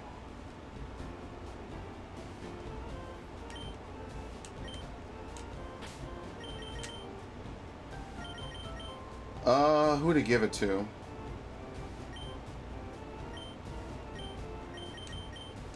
Now let's give it to Firo.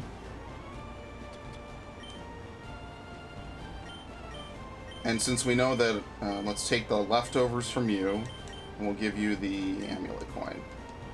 What's your favorite Reggie? Steel. I like it because it has balanced stats. It's Steel type, and it has like good stuff about it. I definitely like Steel, by far. Plus it's in like on one of the cooler routes, I think. I like that the Gen 6 remakes kind of brought a little more love to some of that. I thought that was pretty nice. Ice is my second. I'm not a fan of rock. The only thing I like about rock is that it's like made from a bunch of different rocks. So it looks a little cool in that aspect. Ice is not bad. It's just ice Pokemon aren't that great usually. Right, you can kind of see the walls.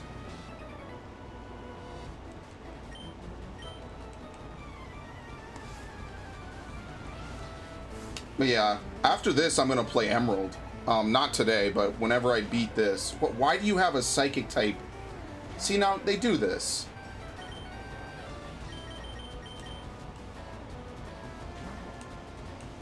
I wish they had Pokemon on Xbox. Well, that's a Nintendo franchise. They are not going to let that go. I wish they would... Oh, no. Oh, no. I saved... Oh, my God. Like, I'm in Torrent, but I know I won't kill him. And that's what annoys me.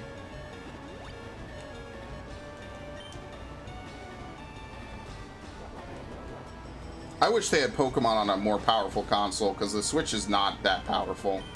I think Sword and Shield is vastly on underpowered hardware, as I've said numerous times to the annoyment of everyone around me. That's actually I did not play Sword and Shield, and I will never play Sword and Shield. It's not happening. Actually, I'll never buy it. I will play it. There's a fine difference in that. I like how after that, he had nothing else to do. He just basically gave up. Poison-type gym, by the way. Choose Ice because it learns Blizzard when it's a high level. It one-shots every Pokemon, even Fire. Well, yeah, that's good. I think Steel lacks a lot of offensive moves in Gen 3. Like, what are you going to use at the end? Metal Claw? It's just really tanky is what really helps it out. I don't even know if Rock has any powerful moves like that.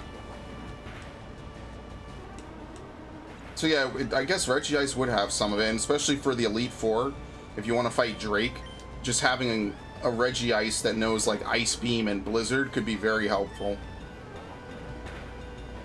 Assuming you don't get one shot by like the Solomon's Flamethrower.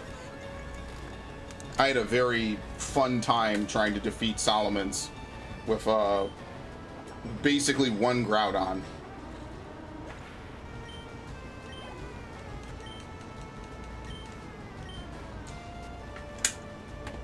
What? Oh. It's a this is definitely messed up. This is the poison type gym. I don't remember there being this many psychic types in it. This seems wrong.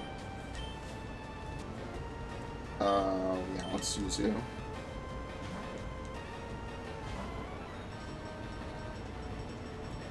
Something's really not right about this. I think in the Johto remakes they fixed this. Like Janine has other Pokemon in here. It's like it's more of a psychic type gym than Sabrina's gym almost.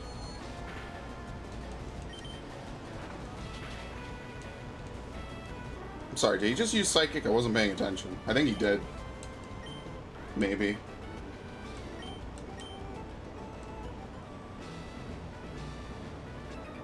This is a juggler. Ninja have a long history of using animals. Like beast tamers, yeah. Alright, finally some poison types. You'd enter here and think legitimately like this is the psychic gym. What do you mean? It's the one Pokemon that's the hardest to catch. Anything in Gen 3, like Rayquaza took me a long time to catch. Any roaming Pokemon, the old school roaming Pokemon are very annoying to catch because they run away on the first turn, so you either throw a Master Ball or you have to do really weird stuff to get it to work. Any roaming Pokemon, I think, take the cake. Because just finding them in the first place so you could track them is already obnoxious. And that's why in Gen 6 for X and Y, which is the last time they ever had a roamer, they made it easy. They basically, I think it's set to appear the first time you step into grass. So that way you just track it, and then you don't even fight it. You just constantly chase it around the region. And that's it. So roamers, any roamers, and they're all equally as bad. Maybe there's like one that's really low catch rate, but most roamers are kind of awful. Like when I was playing the Ruby playthrough, I remember distinctly it was like, oh, wow, okay. I remember distinctly saying to myself, like, I was there for an hour trying to find this thing. It's the most annoying thing ever, because it can appear on any route. Oh, it's nice. Psychic is 35. It can appear on any route. It can appear on land. It can appear on sea, and there's not really anything that you can do about it. Yeah, I'm getting rid of Headbutt.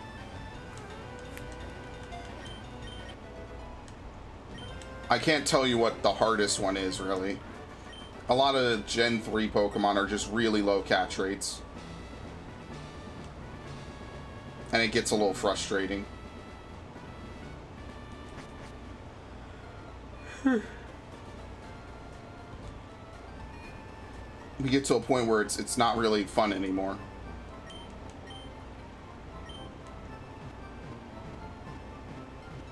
Mewtwo, I guess, in this game. Mewtwo and any of the legendary birds, it's just breakout constantly. It's just like, oh, you got to come in with like at least 30 Ultra Balls, wait for it to be in the red, not knock it out, paralyze or put it to sleep, and then maybe you might have like a 10% chance per Pokeball to catch it, which I mean is about as good as it's going to get for the most part.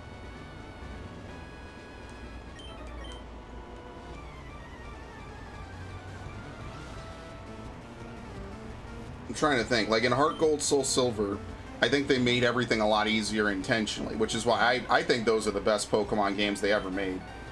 To this day, I still think that.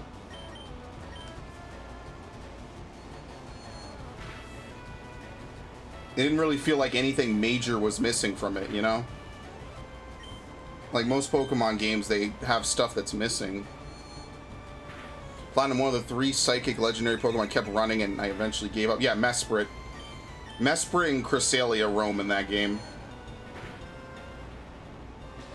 And it's reasonably annoying. Actually, I think the 3 Legendary Birds also roam after you beat the Elite Four. So good luck with those if you ever want to try to catch those. I actually played through Platinum, I think, either earlier this year or late last year. I really did enjoy it. And I think I did go back and capture a lot of that. Because I really like that they expanded the decks. They added a lot of good stuff into it, so can't really complain about it. I'm going to try to fight through this. Thank you. The other 2 stay and fight, which is okay, I guess.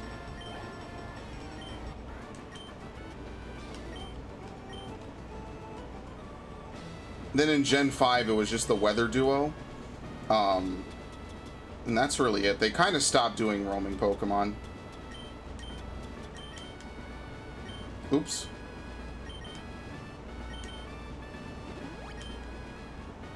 I guess enough people got sick of it. And it's a cool thing when done right. You know, like, there's a challenge element to it. It's just like, I feel like they should give you a few turns of combat before it starts to look to run. Because looking to run before you even pick a move is kind of annoying. But also what they did in Gen 6 was just too easy. Like, there was no real threat.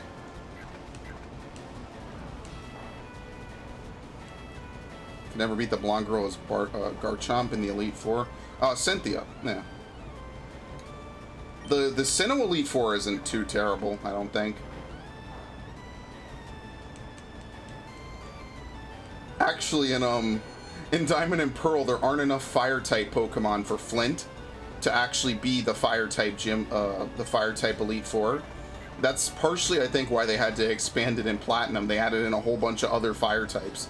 Because I think the only Fire types in the original Sinnoh decks were Ponyta and the Chimchar line. It's 5 Fire types and like a bunch of Water types. And it was awful. So they added in other stuff. I forget what they added specifically. I'd have to look it up. They added in at least a couple other ones. I think they added in the Eevees, so you could get Flareon as well. Like, I think he legitimately uses like every Fire type available, because there aren't really many.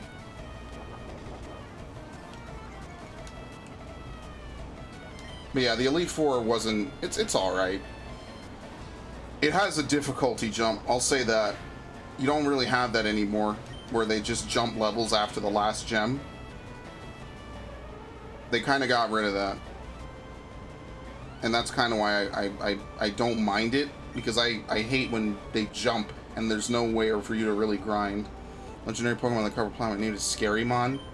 Yeah, Giratina, they try to make Giratina like the horror Pokemon a little bit with its appearance in Platinum, but I actually found that the Rotom, the whole, what is it, the old Chateau, I think it's Chateau, is probably one of the most spooky places in a Pokemon game. I remember when I was 10 and playing it, I was like, oh, this is pretty interesting, this is kind of cool. And then they have like the portrait with the red eyes that looks at you from the other room, and all the people walking places that then disappear. That was a little bit of a little much. That was a little much when I was when I was way younger.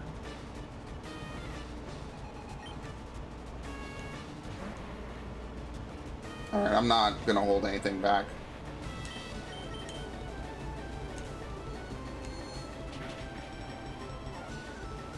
That is a great one shot.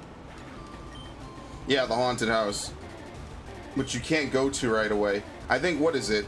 Gen 4 has a lot of like really obnoxious catching criteria. It's like if you go there on a Friday and it's between like the hours of like 8 or 10 until like 10 to 4 or something, you can catch Rotom from the TV. There's like a lot of weird stuff. They kind of stopped doing that as well, which I'm really glad for. It's really obnoxious to have all these like extra things thrown in. That's a nice. That means the first hit was a low roll. Level 30.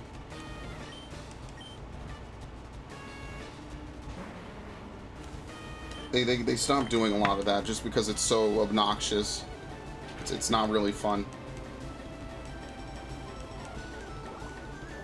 Why did I use confusion? Well, whatever. I have him on a heal loop now.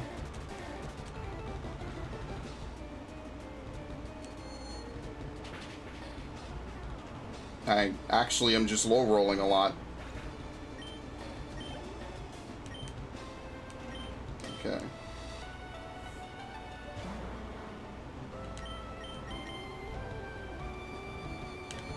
I'm gonna have a very fun time trying to catch Mewtwo.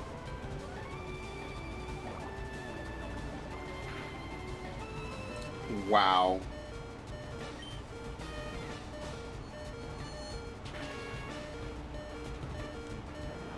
I thought Lavender Town was a ghost town. No, the people there are real. It's just, it has the Poké Tower, Pokemon Tower.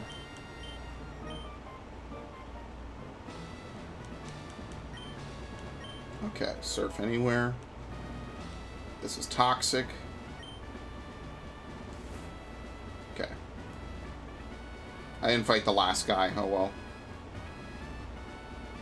I think I went the wrong way. Oh no, shit. I didn't know you could go that way. Okay.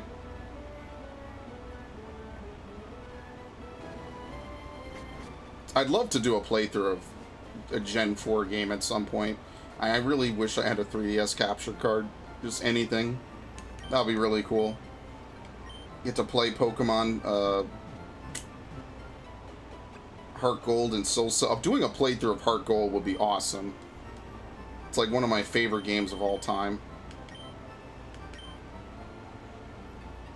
Okay, so now at this point we just either do Sabrina or Blaine. We can do Silphco, I believe.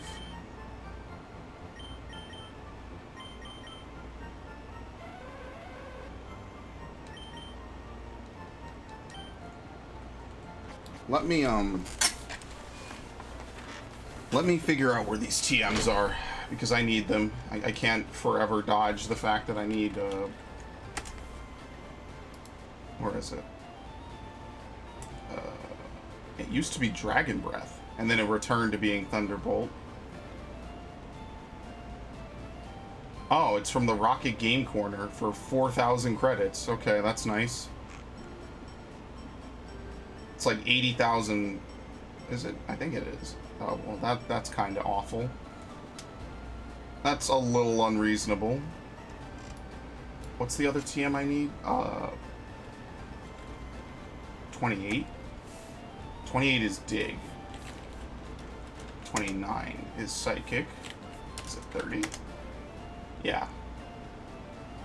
Also from the Rocket Game Corner for 4,500 credits. Well, I guess I'm not getting either of those then. That's a little bit annoying, to say the least. I'd say White was my favorite Pokemon game. You? Heart Gold. Guaranteed. It's Heart Gold. I was not a fan of White. And I know a lot of people who like it, and I know a lot of people who don't like Gen 5, at least the initial games. Oh, crap. So, how much money do I have? I need another 5,000. Alright, so I guess we'll We'll have the grinding arc now. Actually, no. Here we go. I got stuff to sell. Where's the Pokemart? Oh, this town sucks. Heartgold for sure. I like that you have 2 regions and they actually filled out Kanto with lots of content. I think that really helps with it. It's not, it doesn't feel like they skimmed off stuff. Like the Viridian Forest is still in the oh crap, you could, not gonna lie, this is kind of why I'm tempted to cheat half the time. Oh, actually, I'm not gonna use this.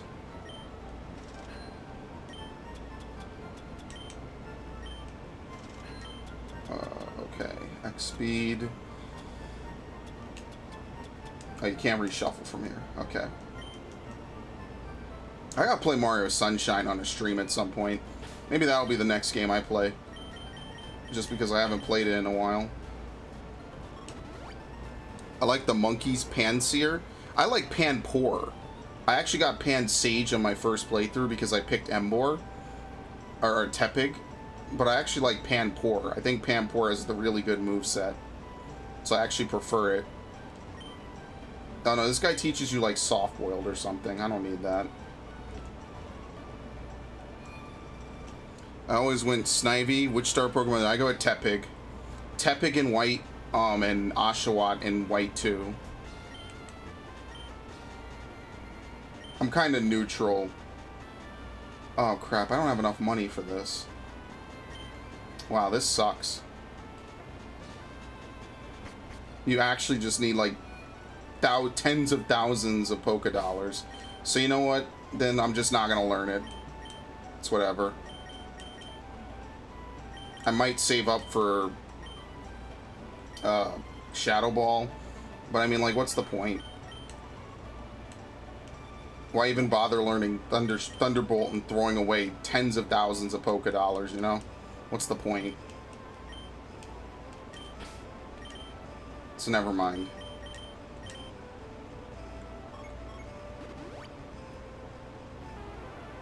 I mean, like, my starters have always varied. I don't have any particular allegiance to a type, so I just take whatever I want, really. Generally speaking, though, I have picked fire starters. I can't tell you exactly what the count is, but do you have the thing that lets you rematch trainers? Yeah, the Versus Seeker. I think it's automatically given to you, right? Maybe? Oh no, I don't have it. Never mind, I'm a liar. I forget where you get it from. I haven't needed to rematch anyone yet, but that is, it has to be available by now, because there's definitely, maybe an aid gives it to you, but there's definitely a need for it, because that's how you get money so you could get into the Safari Zone. Hello, Snowman. Welcome to the late night stream.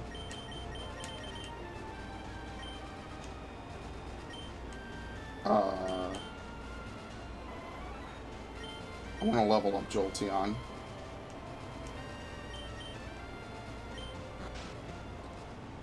If you find that you can use that to get money, yeah, I'm gonna battle a lot of these. I'm gonna battle a lot of the trainers on this route.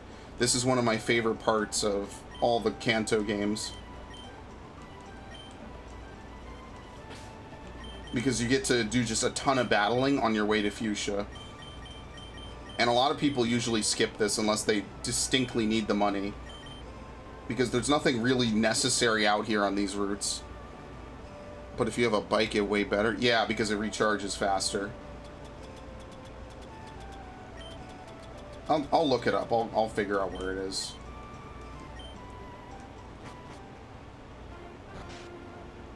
Oh no, this guy has an electric type. You know what? Why am I afraid of it? I remember having trouble with him before, that's why. How did I have trouble with a Voltorb? Maybe it's his second Pokemon.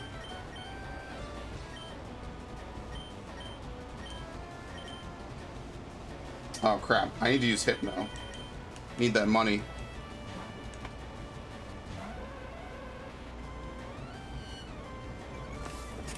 Okay.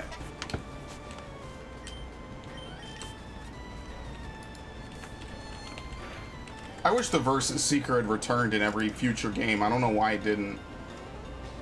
It's really kind of annoying that it didn't. It's Vermilion City from a girl in the Pokemon Center.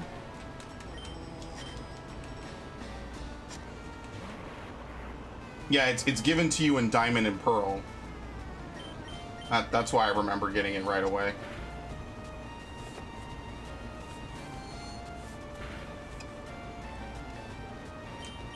See, Pokemon has like a lot of cool stuff that they put into a lot of the games and then they just never come back, and it's really annoying.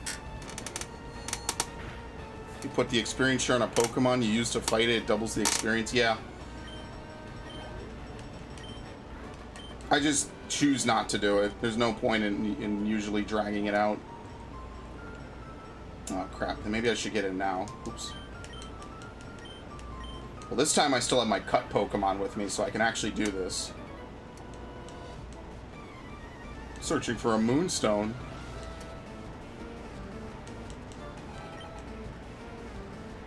I wonder why he's searching for it.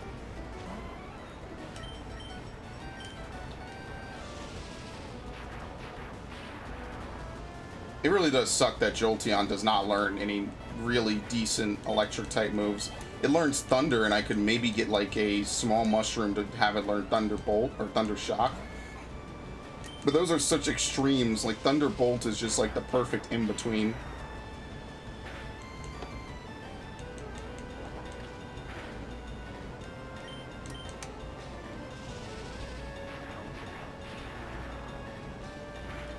But yeah, I like the Versus Seeker. I like walking Pokemon. I like a lot of stuff that just never comes back. It really kind of sucks. Oh, I'm like an inch away from leveling up. 1 iron. I'm just hitting everything. Another Pokemon person. Oh yeah, he's on YouTube. I'm streaming to multiple websites. So he's on YouTube. You're on, I think, Mixer, I'm gonna guess. Which just so you know, I will keep, like, I know Mixer's shutting down. So I do stream on everywhere else. It's the same username.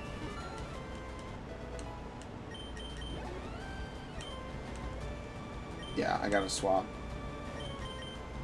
I gotta get that money.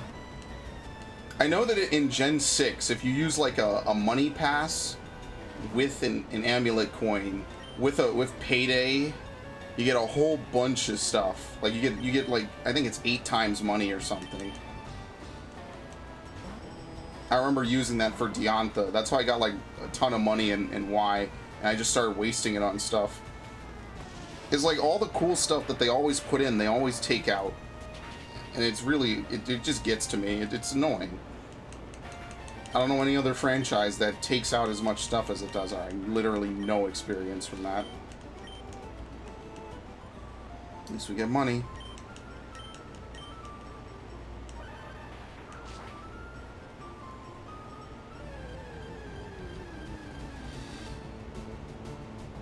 I'm kind of sad Mixer's shutting down, really. What's the point of this area? I guess it's just so they have some grass on this route.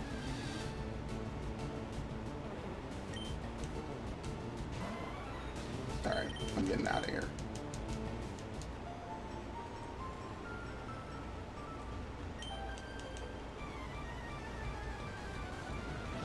Oh, yeah, welcome. Welcome to YouTube now. Yeah, it's all the same place. I feel kind of sad that Mixer's shutting down, though. I really do. I had a good time. I actually like leveling myself up over there. Tomorrow I'm playing Fire Emblem. I was supposed to play it today, but that didn't happen. I did not even look. Whatever they're swapping with.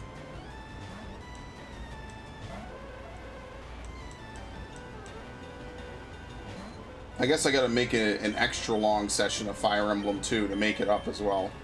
Because that was... I did say I would do it today, and then I was like, you know what, I'm not doing it today. That won't happen.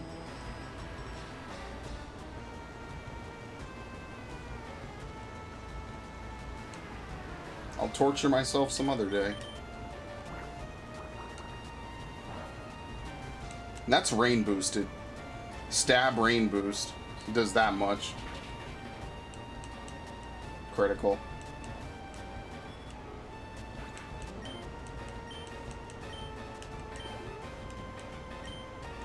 See, I think in another stream or two I'll beat this game. And then after that, I will, I'll probably play Mario Sunshine just for a bit. And then after that, I mean, I don't know. I might actually finish Fire Emblem by then. And then I gotta see what I'm gonna actually stream after that. Because once I'm done here, what time is it? Is it like 1 in the morning? No, it's 12. Okay, perfect. I'm ahead of time actually by an hour. I'm gonna go record something for my channel, and then because I was supposed to do it today, and then I fell asleep. And I was supposed to do it like 3 months ago, and I've just delayed it since then. So I'll do that at some point. Emerald, I guess I'll do, because Emerald shouldn't really be a long playthrough. What's my favorite Pokemon? Oh, crap. There's a lot. I think I gotta say my originals. Chikorita, by far. That evolution line has been my favorite forever. It was my first Pokemon. It has still been my favorite. Still love it to death. But there's other Pokemon that I like. I'm not too picky about what I do and don't like in this game. I like the Ralts line. I like the Solomon's line. What else? I like the Piplup line. I like the Torchic line.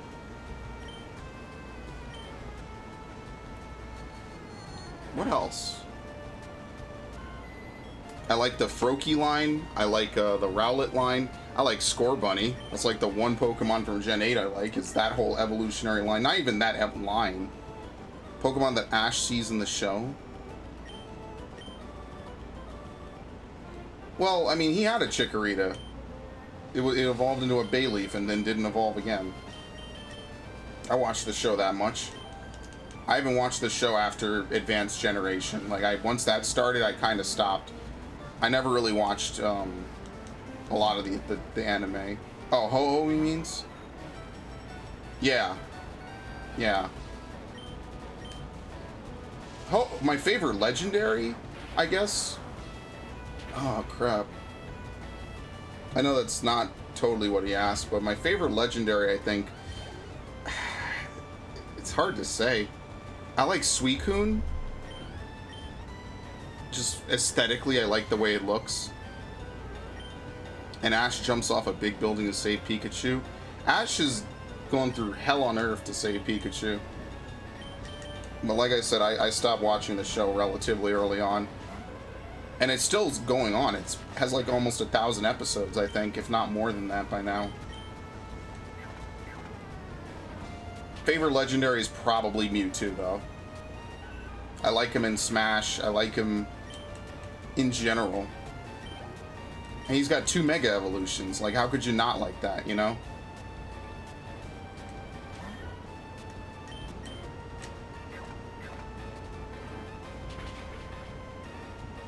Like, I like a lot of different Pokemon from a lot of different gens. I'm not one to completely excise a whole generation because of the Pokemon in it. But I am kind of hard on the generations where they did make an effort to do exactly that. Like, I'm not a fan of Gen 5 as much, and I'm not a fan of Gen 8 at all.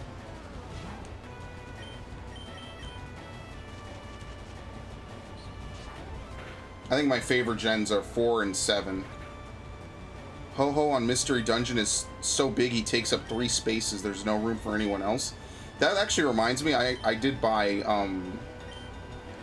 what's it called? The new Mystery Dungeon reboot, or the remake, and I really ought to play it. Cresselia or Lugia? Yeah, Lugia's a good one, actually, you're right. Lugia is a really cool Pokemon. I like it. Even though I prefer Gold, Lugia is one hell of a cool mascot. And I will say that him swimming in the ocean on the title screen is way more impressive than anything Ho-Ho could do. Are they firing fireworks like assholes outside? And they know they're not supposed to.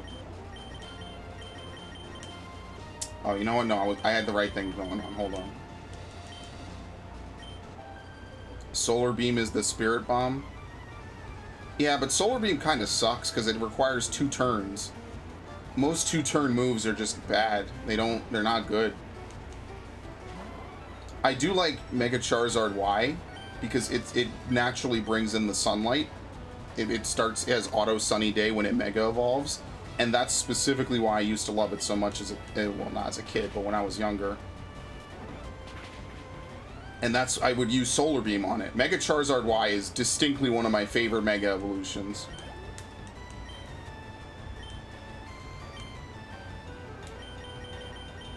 It doesn't matter. Lugia is a good one, yeah. I think, what is it, Tornadus T is pretty cool looking. I like that it's like a big bird, basically. Yveltal is kind of good, or is it? It's Yveltal, I think it is. It has a cool move too, Oblivion Wing. Solar Beam, like, lend me your energy, please. I'll give it straight back. Solar Beam was only on Tropius when I played Platinum. Yeah, I just never really used it. It's not a bad move. It just requires a lot of setup, and usually it's really hard to use that in a single battle format. Did I bring in Hypno? I think I did. Let's see. Did I? Oh, yes, I did. Look at this. Look at this ridiculous payday. Yeah, I should just have Hypno lead and then bring in whoever I need to. I only use Solar Beam on tanky Pokemon. Yeah, that's fair enough. But sometimes for speed and power, it's just better to either have Sunny Day set up ahead of time or to just use it on a Pokemon that does that. Like, having hidden abilities like Drought really changed things.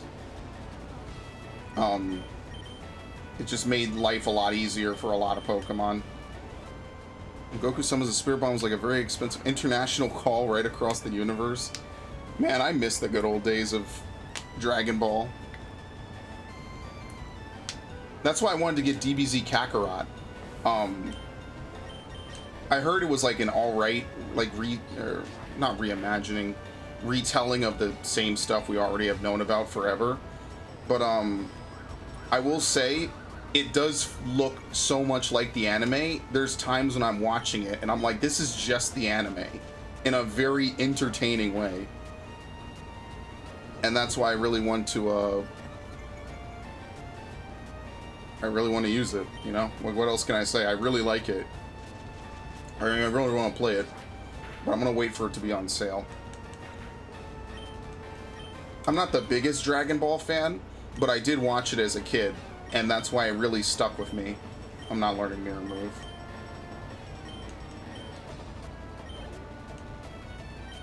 Good times, man. I had a lot of good times watching that. Like Toonami back in the early 2000s. Oh, it was great. Nice crit.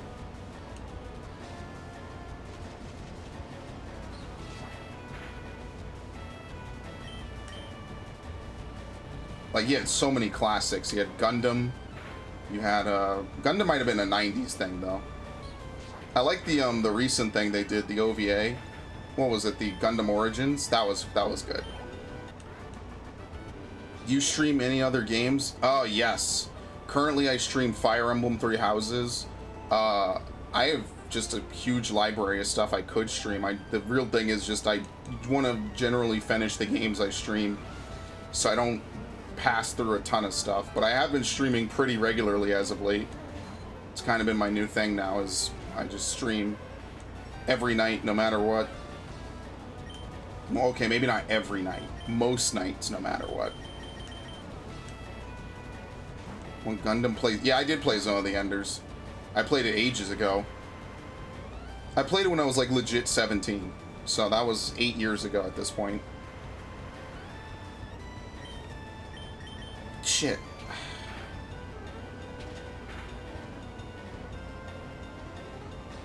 I did not mean to do that. Mountain Blade Warband? I'll look into it. I've never been super interested in Mountain Blade. I know the Steam sale is going on, and believe me, I already pretty much got all the stuff I didn't even need. So, I love the second runner. Yeah, I like second runner better than the first one. The first one was... You could tell it's a 2000s game. You could tell it's a Kojima game, too. Sweet Scent, no.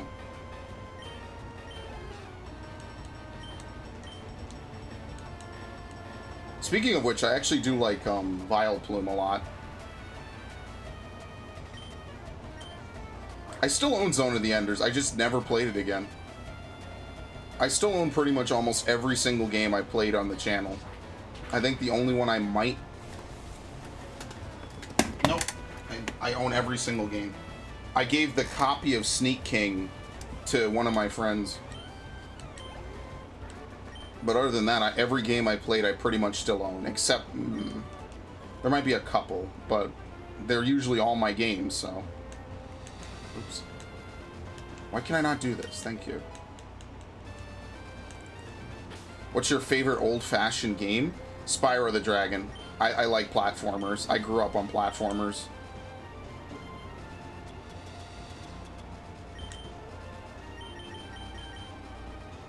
So I can't, like that's specifically the type of game I really like, which is why I'm so hyped for Crash 4. Because on some level I'm hyped because it's like a new Crash game, but on another level I'm hyped because that means that they'll probably have a Spyro game as well in the near future. Because that seems to be what Activision is doing. They're releasing like 1 or 2 Crash games and then a Spyro game. So I'm hoping that because Crash gets Crash 4, we get Spyro 4 as well. Crash was one of my favorite PS3 games. What PS3 Crash did you play? Because I didn't even know they made one on the PS3. I figured Crash was done by the time the PS2 was over. Like Wrath of Cortex and a couple other games.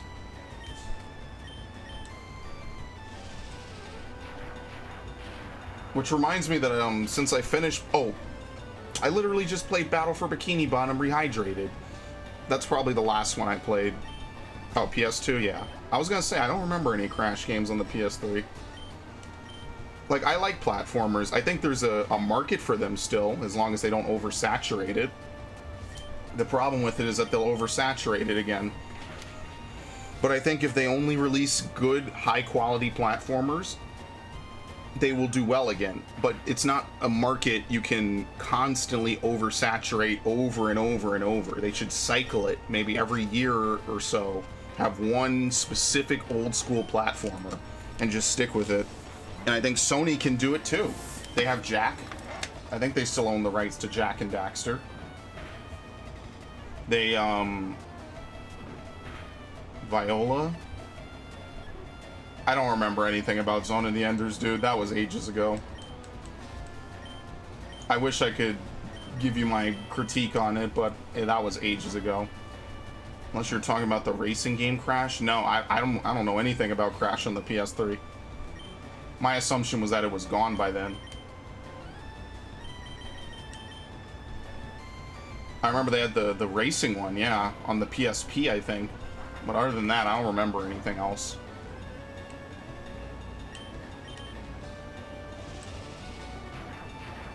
But yeah, no, they have Sly Cooper. They still have Sly, they still have Crash. They still have Ratchet and Clank. Which is, the only one they really kept alive was Ratchet and Clank. Which is getting a game on the PS5 probably within the first year or two. Like, that's the only thing they have, really. Which is precisely why I need to go back and replay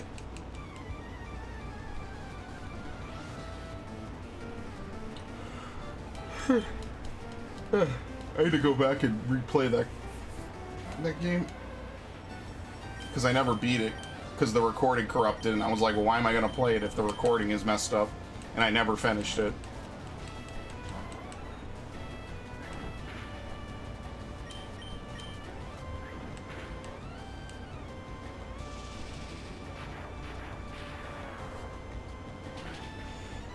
But yeah, a new Crash game will probably mean there'll be a new Spyro game. Unless they totally botch it. I mean, they could.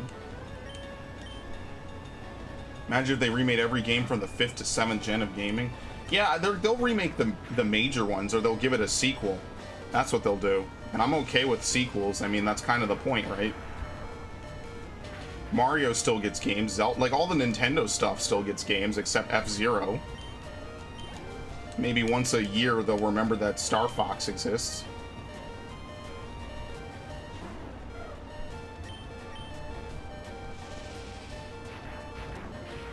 Trying to think, what else? Fire Emblem came back. And if Fire Emblem can come back, anything can come back. Because they killed Fire Emblem almost of their own volition.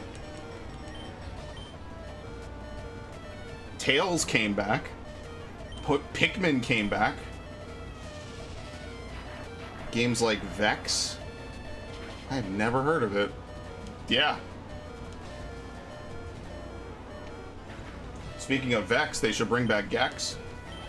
I don't even know who has the rights to Gex anymore.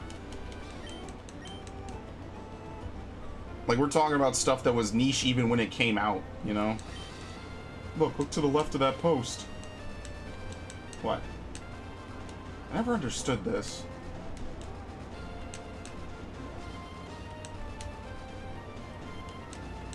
I don't know, whatever. So many underrated PS1, PS2. Yeah, you know.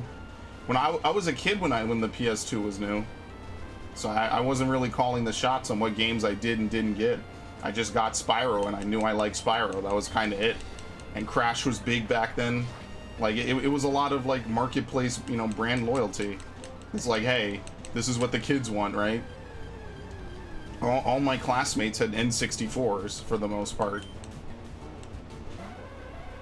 And then a lot of them had both PS2s and GameCubes when they were young. And they're not even gamers now. They quit, which is fine, but it's like they got to play a way bigger library than I did. I didn't get to play nearly as much. But that's how I got stuck with games like Enter the Matrix, as you know.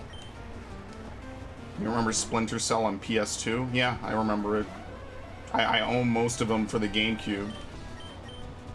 A lot of them are collection pieces, though, to be honest with you. I don't really plan on playing them.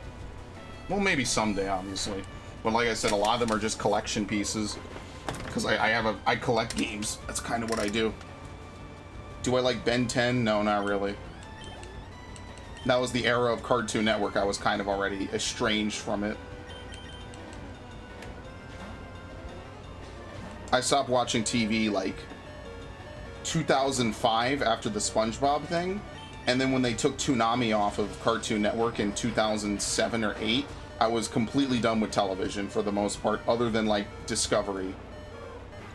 And even then, that was only like a brief period of a couple of months. I was back on Discovery Channel watching everything.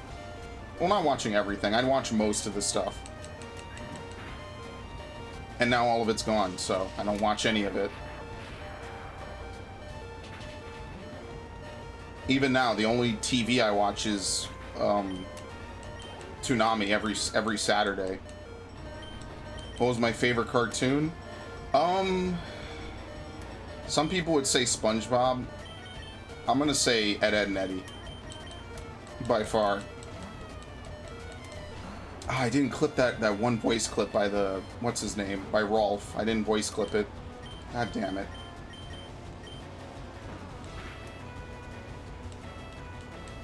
Ed, Edd n Eddy by far.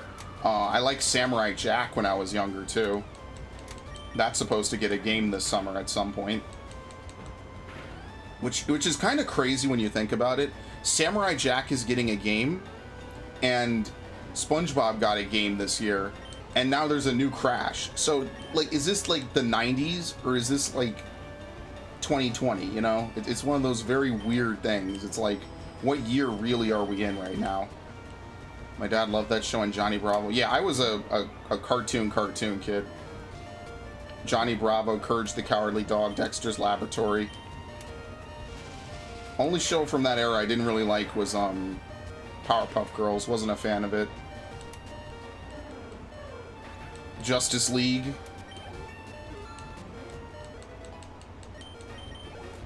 They used to hype up some of these debuts like ridiculously. I didn't really like a lot of Nickelodeon shows. Oh, let me heal before I forget.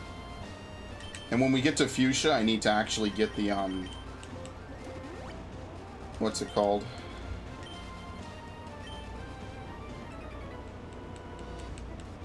When we get to Fuchsia, I gotta get the Strength TM.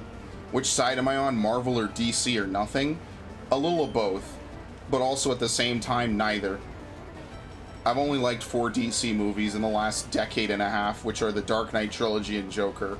Everything else is probably, I'm not liking it. As for Marvel, I love the Marvel Netflix shows. I thought they were really, really well done. And that's why I'm annoyed that they're done, because they just canceled them for like no reason. I remember, I haven't looked into it much since, but like people were saying, oh, well, maybe they're moving it to Disney Plus and that they'll hire them again for different seasons, and it doesn't seem like that's happening. Which is bullshit, because I think that even though Iron Fist and Jessica Jones were weaker, to have that series was kind of like a cool, like, little sideshow, and I enjoyed it at some points more than most of the movies. You know, it was very good. I think all the actors were well picked. Even if the characters were a little bit cartoonish, I mean, like, you could get behind a lot of it. It was serious enough that it was, you know, important, but at the same time, they didn't make it overly serious, except for maybe, like, Punisher, which is kind of the whole point of Punisher. So a little bit of both, and also at the same time, neither. I thought Infinity War was pretty alright. They kind of made Thanos a little bit too much of a villain in Endgame. I don't know. Oh crap, I didn't even... Did I swap in Hypno? I'm talking too much. Oh no, I did, okay. I was about to say I'm talking too much.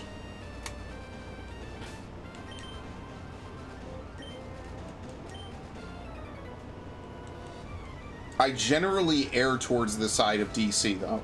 Generally, I am more of a fan of DC. But, like I said, the Marvel Netflix series is by far probably some of the best television I've watched in ages. It's not even really television, that's the thing. I just loved it. I was like, dude, this is such a great period to just be watching these shows. And it doesn't have much to do with the movies. Like, they reference, I think, some of it. But other than that, it just exists as its own thing. You like Star Wars or Star Trek? Both, but I'm a bigger Star Wars fan. Because I was introduced to Star Wars when I was younger. When I was a kid, they had the VHSs for all the Star Wars, and I used to have them, and then they got thrown out for dumb reasons. But I like Star Trek. I think Star Trek is intentionally a little more mature. Like, it's for more mature audiences. Not even because of subject matter, just because it has a little bit more to chew on. But I'm more of a Star Wars fan, which is why I don't like Star Wars anymore. They have officially turned me off of Star Wars.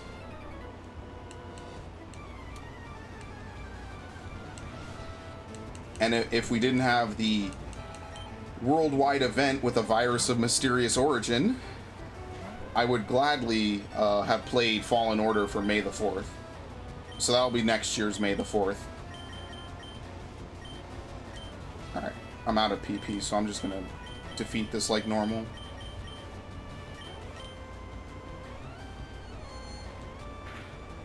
And like, when I was a kid, in the mid-2000s, I'm sure you guys might remember this if you were also relatively in the loop with movies. Like, some of the biggest movies back then were the Lord of the Rings and the Star Wars everythings. And by far, the hype around episode 3 of Star Wars is gigantic. It was ridiculous how hyped people were for that. The toys were flying off shelves. Everyone wanted to have a lightsaber. Everyone wanted to play all these different games. Everyone wanted to do all this stuff. Like, it was ridiculous. And Disney has seized none of that. They have thrown it all under the mass marketing, mass production. And even then, it's not good. So I just, they've killed any love I had for Star Wars. I don't expect anything from it. And maybe I'll be surprised, but more likely I'll not be surprised. In Platinum, I couldn't find or buy ethers. You cannot buy ethers in almost any Pokemon game. You cannot. It annoys me too. I don't know why they insist on like making them really hard to find and have a limited amount. Like, there's certain things in Pokemon I feel like it's okay to cheat. I don't fault you for cheating. I know that, I mean, let's face it, people cheat in Pokemon. They've been cheating in Pokemon forever. I don't fault you for hacking in certain items and doing certain things. I don't. And that's not, I'm not just saying that to kind of excuse me from doing it as well. I just think it's bullshit that a lot of this stuff is one time only. You need them for battling the Elite Four. Well, what you can do is you can take Leppa berries and you can grow them. Leppa berries do the same thing, basically. But that's time consuming. Like, Gen 4 had a lot of cool methods for getting Pokemon, but they're really obnoxiously long. Like, the Honey Tree thing, I think it's legitimately faster to play through this game, catch a Snorlax, import it, and breed it. You don't mind? Well, okay, that's good. I'm gonna go heal and then come from the other way. I gotta turn the turtle lights off, actually.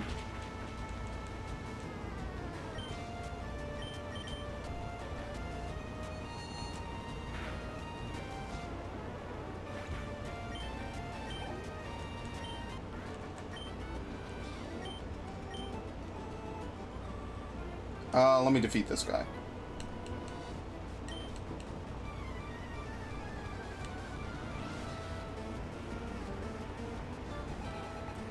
Yeah, I'm gonna play Sunshine after this. I think playing this has kind of cemented that in my head.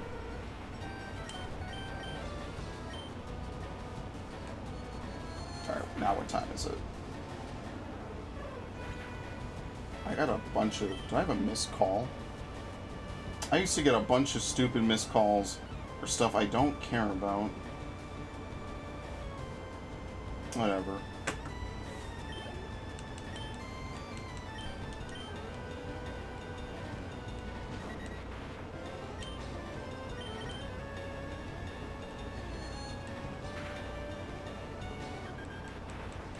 I do like that in Gen 8, you can evolve a Pokemon that can evolve by level up at level 100 if you use another rare candy on it.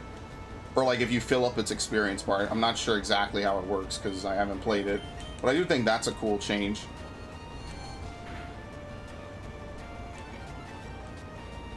That's pretty cool.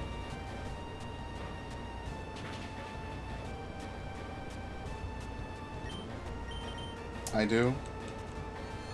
Yeah, it's a nice way to not soft lock, or not soft lock, but not to lock your Pokemon at a level that you cannot do anything with it.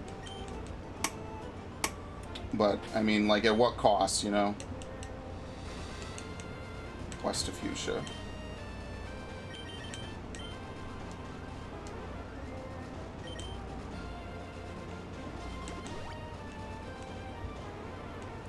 At what cost did they make all those changes for Sword and Shield?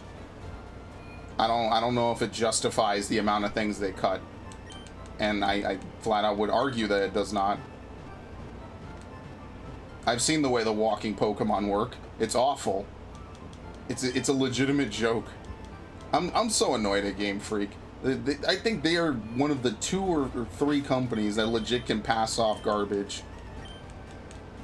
And people will still gladly fall on their swords for them. What a timeline we live in. Before you knew about the experience, how'd you level Magikarp? Swap training. you send it out first and you switch to the Pokemon you actually plan to battle with.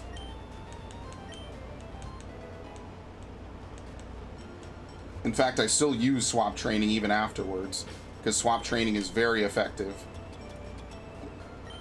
Oops.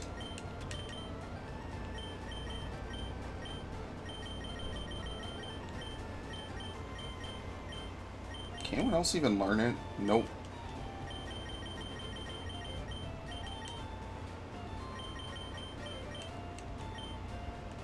Oh, it's better than the experience. Yeah.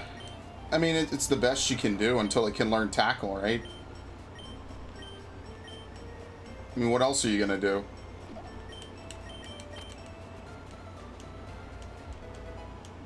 I hate to put an HM on my main Pokemon like that, but what can I do? Oh, I gotta figure out where the TM for Earthquake is. Keep using Splash? No. You're never gonna hurt anything. You're gonna struggle. Like, what's the point? You actually legitimately have to keep swapping. I mean, it's whatever. It's not the worst thing in the world. Yeah, okay. I could always give the... What do you have? He's holding the black glasses, right? Yeah.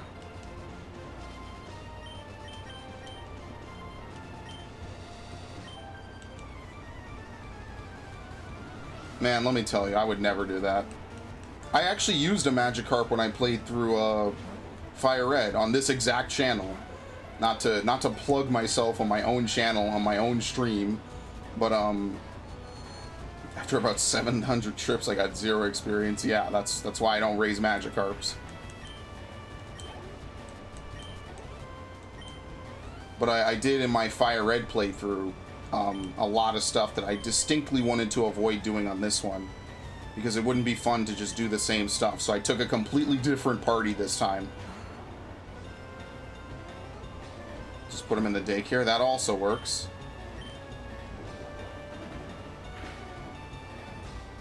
Oh my god. And I could have just used Fearow for the critical, honestly.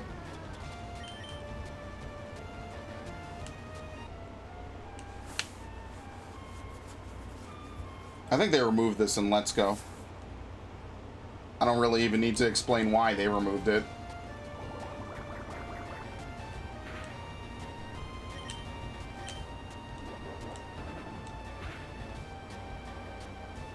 No. I mean, the daycare in this game, until you get to the post game, is basically perfect for a Magikarp.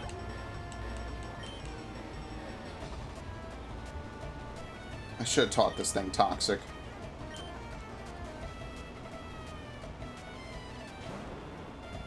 How long have I been playing this save? This is maybe stream number 4. And I don't know when the first stream was. Might have been in like April, like I said. And it's maybe about 10 hours in-game time, which who knows what that really translates to.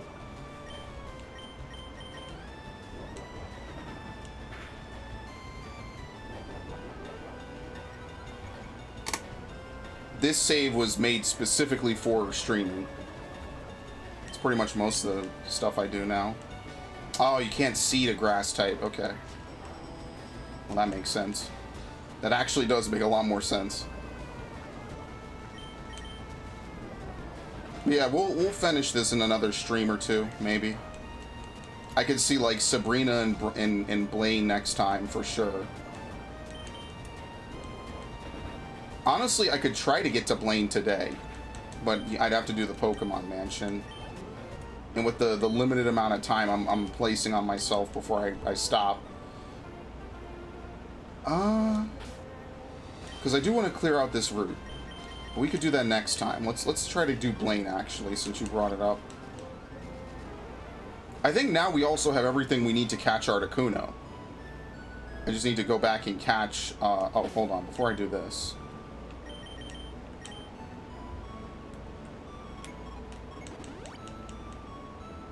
I need to go back and buy a whole bunch of Ultra Balls, basically, and then I'll go catch Articuno. I gotta figure out how to get to Articuno, so I need to also buy a whole bunch of, Here you go. Got the Versus Seeker.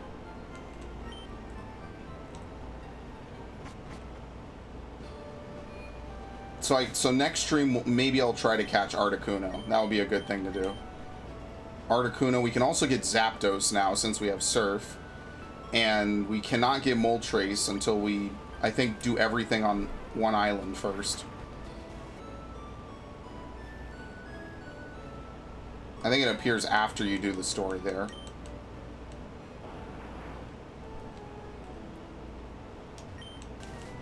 Okay.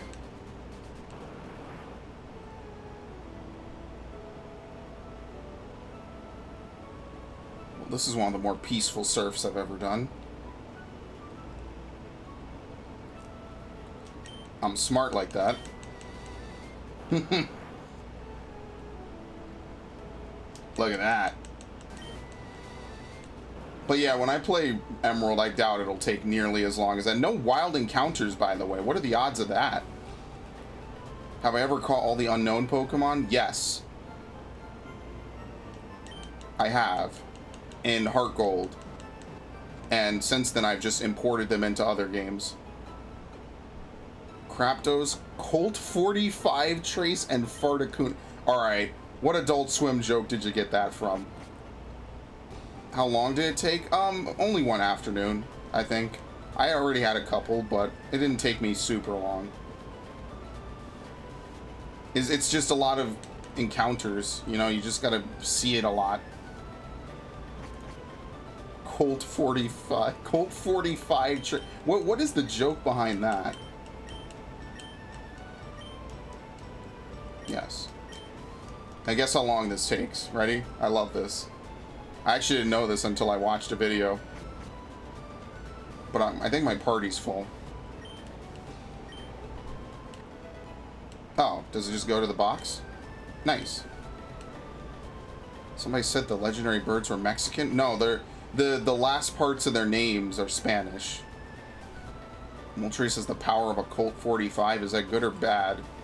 Like, what's the scale of power here?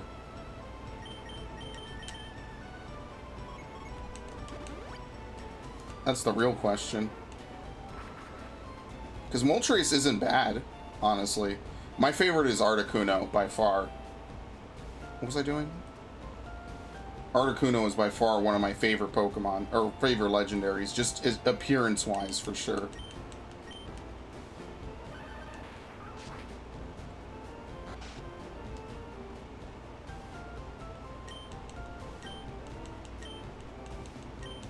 I could have gotten 2 free things from this, too. Getting that Kangaskhan was really good, actually. Now, like, looking back, that was a really good catch.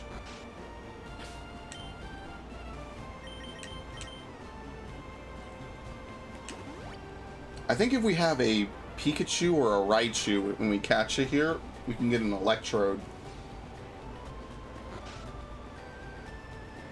I could try to catch Zapdos today. That would actually be super easy. No, maybe it wouldn't. I need a ground type. I need a ground type that won't die to it. Oh, I have Diglett, but I don't know. So even though you can only get one of these items per playthrough, I think the game handles taking multiple of them. Fire Spin as a fire move is basically weaker than Fire. Well, that's if it hits all 5 times. If it doesn't hit all 5 times, it's kind of garbage. That's why I never use it. I'd rather just use Flamethrower. At least in Gen 1 it had the whole trapping effect where they couldn't move. But now I just don't really care as much. Yeah, Eevee can evolve into 3 kinds of Pokemon. Sure, dude. Metronome.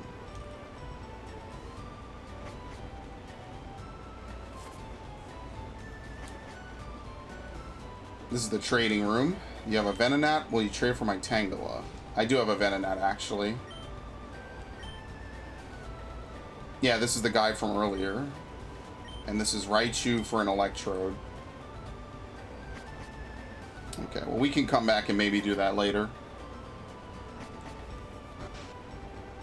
What is it? Oh, it was a fire spin. It's a move. Actually, we might be able to just get the stuff we need here.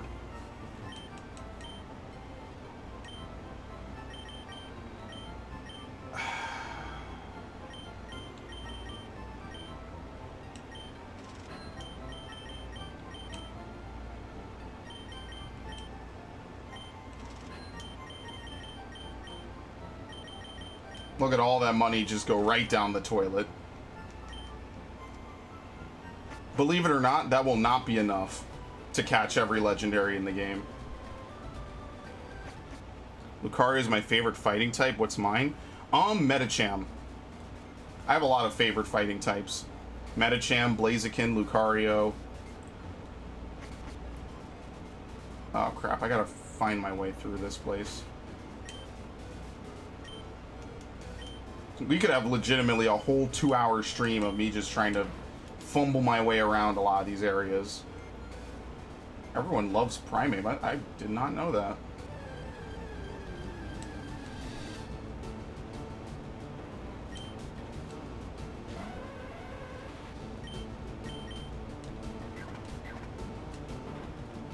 Maybe in Gen 1 everyone loves Primeape. Alright, well now you die. I mean, I don't know what else to tell you. What else am I gonna do to this thing? I'm specifically trying to catch you. Or Mankey when Ash is trying to catch it. That was a one-turn disable, by the way.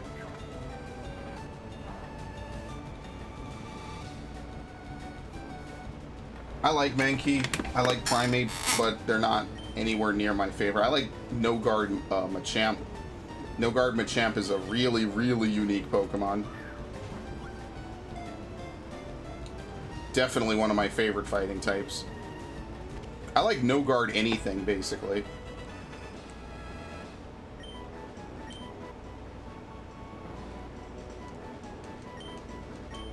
Box 2. Oh crap. They're gonna make me waste my Max Repels just to get through this place. Because a lot of these Pokemon we've already caught. But this is not a bad place to grind, maybe. What? Oh my god. I'm legit in hell. If I don't have Lucario, I'd go with Machamp or Hitmonlee. Yeah. In Gen 3, though, specifically, I would still use Medicham. I think Medicham's a really cool Pokemon. It has a good ability, too. Pure Power is really, really good.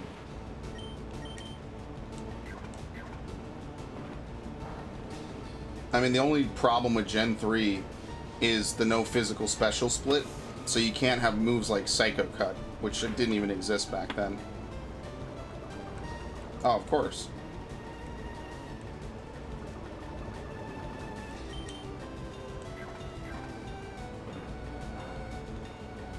That's why I like Gen 4 so much, because, like, you have the ability to customize Pokemon to the full extent of their move pools.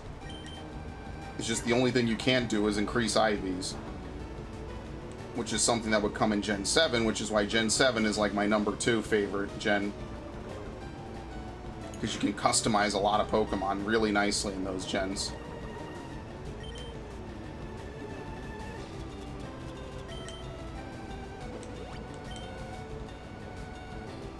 Oh my fucking god, are you serious? I'm done. All that fucking work for nothing. He blows up. Excellent.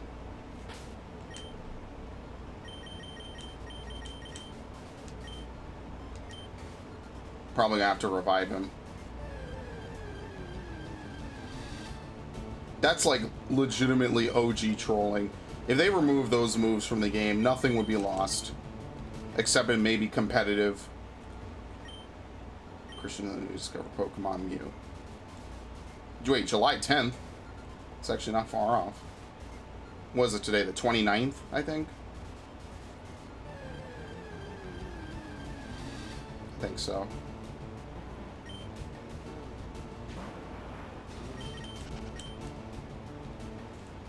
Can I run it? Yeah, I can. I guess I might as well use some of the max repels, because by God, will I be here all night if I don't. I don't remember the fastest pathway to get through this place either, so.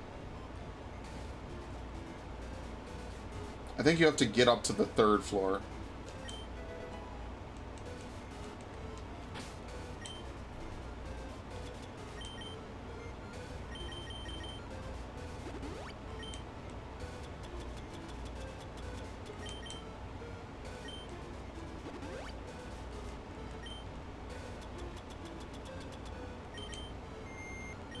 I didn't buy any healing items. I'm definitely not challenging anything.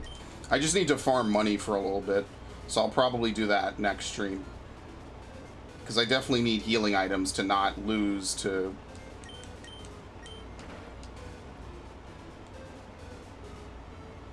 any of the legendary birds. I need like one Pokemon specifically to tank each of them. So I'll probably get Zapdos first. Because that way I could use Zapdos to tank the other ones and to deal some good damage. And I'll need Dugtrio to kind of do that.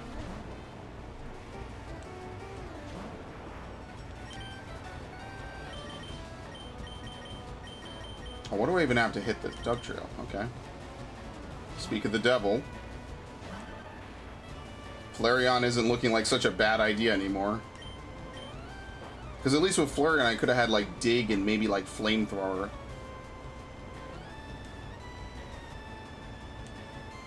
Nice.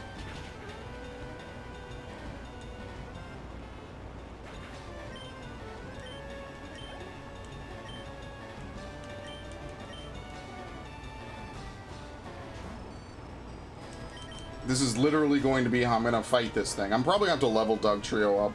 I might do a little bit of grinding on my own time then. What would you do if they had a first-person Pokemon? Isn't that more or less what Pokemon Snap is going to be?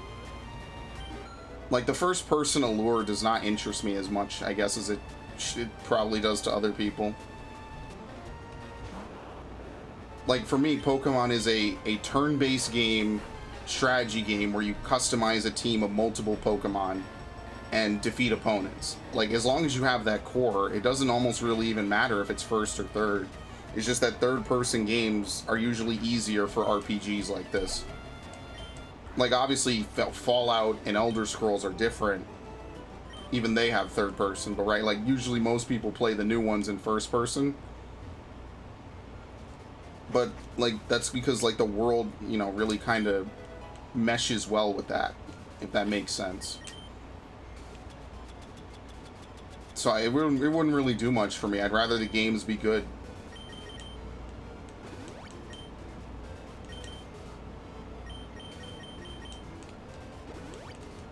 I don't really care what I'm doing. I'm going to change all of it later anyway.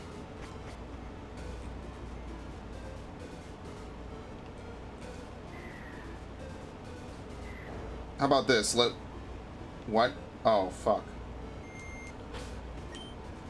It really is the one on the left, isn't it? That one on the right is a fake out.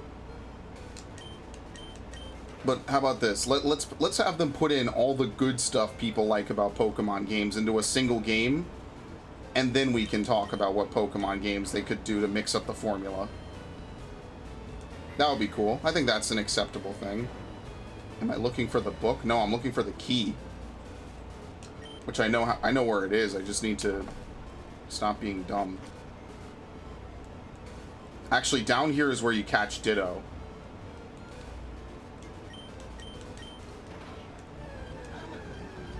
What? Oh my god. Hi, Hokori2323. You scared the shit out of me with that. I had no clue what just happened. Thank you for the follow. Welcome to the stream. I much appreciated. Unfortunately, the follows, the notifications for my streams are low when I'm playing on my GameCube because I can't control the volume. It gets really loud. But I do appreciate it all the same. Thank you for stopping by.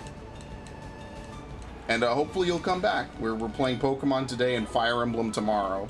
And Fire Emblem is going to be 3 to 5 hours of torturing myself.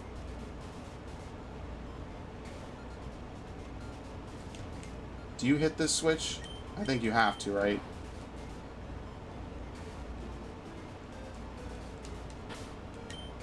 Yeah, I'm gonna have to get rid of all the other trainers. What's my favorite Pokemon? Chikorita. Chikorita and that whole evolutionary line is my favorite. There's a lot of close contenders for like 2nd, 3rd, 4th, 5th, and 6th places. Yeah, get rid of Mega Kick. Served us well, but it's not going to help us anymore. I hate this puzzle. Well, luckily I finished it. I didn't really do most of the stuff in here. I just wanted to specifically get what I needed to fight Blaine. And then we're going to sweep him. And there's Solar Beam. Since it's a dead end. Can you use this to get out quickly? Yes. I was going to say, this might be one of those places you can't use an escape rope to leave fast, which would be awful. Alright, we're fighting everyone, so this is not a big deal. What's the evolutionary line for Fennekin? It's like Fennekin, Braixen, Delphox. I like that line. I like the fact that it has Magician as its hidden ability, but that's about it. I'm not a huge fan of it otherwise.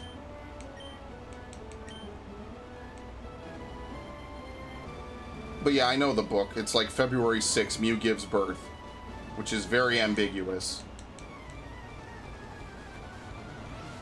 I can remember being the final boss of Avatar: The Legend of Aang, where Fire Nation machined her katana and he had defeated as Aang in the Avatar state.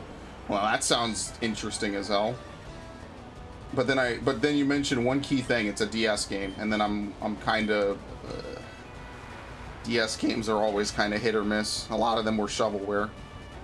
I have never seen more shovelware on a console than the DS and the Wii, by far. They are awful.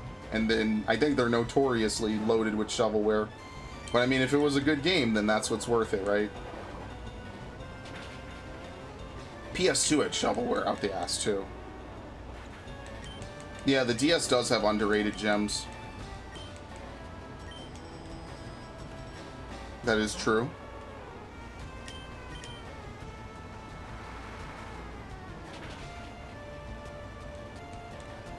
Like, did I ever tell you about Mario Hoops 3-on-3? That game and I have some really bad blood. I hate that game. With a passion. That game and Mario Kart DS, I used to stay up super late at night trying to beat. I hated those games.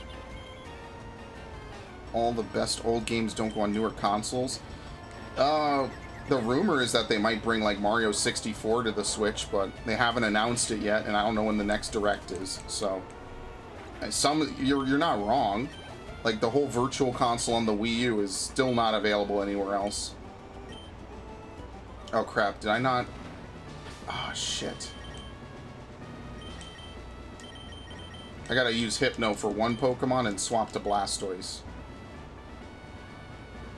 There was a Dr. Mario.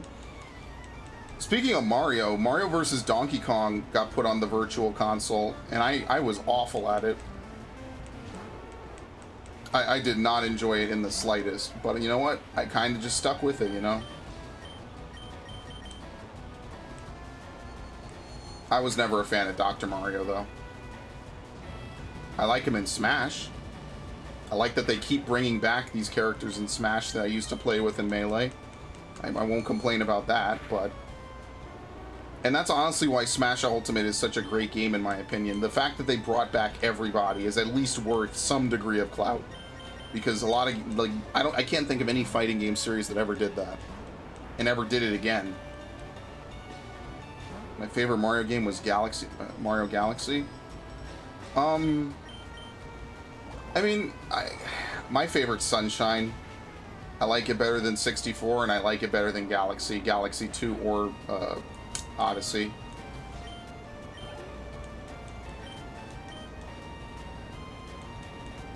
How come we never got the Dragon Ball Z Tenkaichi HD trilogy. Well, didn't they make a trilogy that had 1 and 3?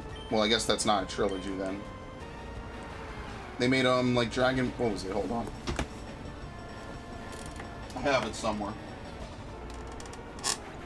Okay, it's up. Yeah, it's Budokai Tenkaichi, I think. Still own that. That playthrough sucked. Did I switch to Hypno? I did. Okay. I was gonna say, I forgot already. Super Mario Brother was the only Mario game on the Wii, right? Yeah, the new Super Mario Brothers. I think. There was also, well, it was the only 2D side-scroller. No, then they had the Mario All-Stars. They had a couple of Mario side-scrollers. I guess Super Paper Mario might count. I was never a fan of it. I fucking hated that game. I don't even think I beat it. I think that's the one where they have the game facts joke, right? They're like, I go on online boards to complain about games I've never played. I like Paper Mario. It has really meta humor sometimes, which is really, really cool to see in a game. Tenkaichi 2, my favorite. Never played it, probably never will. I think you're not the only person I've ever met who said that, though. That it's like their favorite.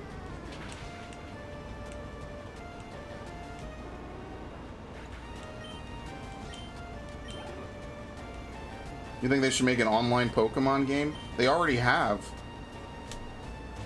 Sword and Shield is online for the most part.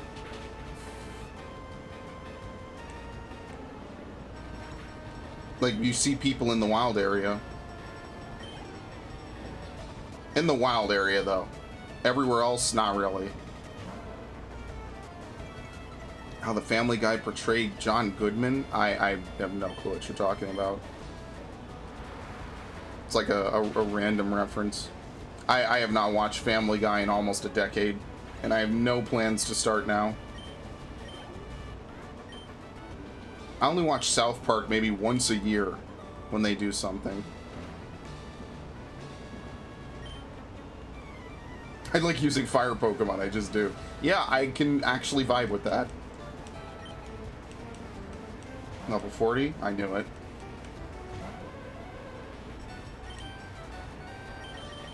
As soon as I saw that he had one Pokemon, I knew it was level 40.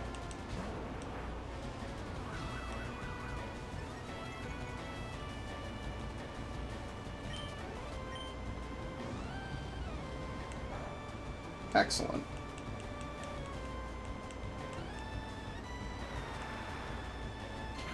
Is Blaine gonna be like in the 40s? Am I gonna have to like maybe slightly navigate my way around this fight? What's the best Pokemon move? I mean, there's a lot that's really good. It depends on the Pokemon and what it's used in conjunction with. Depends on the Pokemon, its stats, its ability, its IV setup, its EV setup. I couldn't tell you definitively what the best move is. There's a million different answers to that, literally.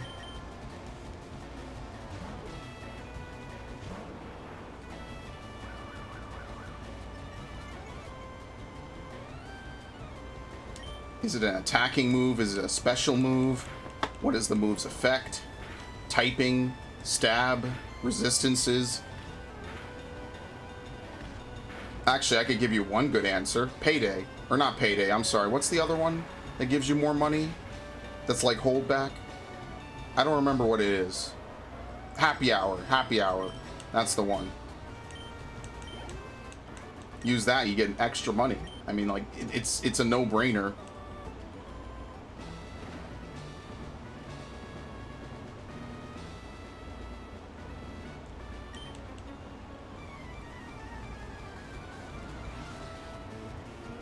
Actually a no-brainer. I'd say Sunny Day is the best fire type move. Well, yeah, I mean, it's good, but there's abilities that activate it now. Plus, you don't attack with it. I mean, it has its place to use defensively. Well, that's not a one-hit KO. That's not great.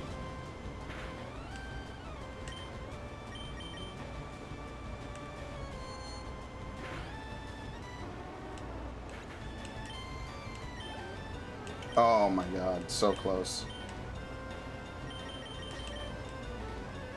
I'm definitely a little bit underleveled for this gym. They definitely want me to go to Sabrina.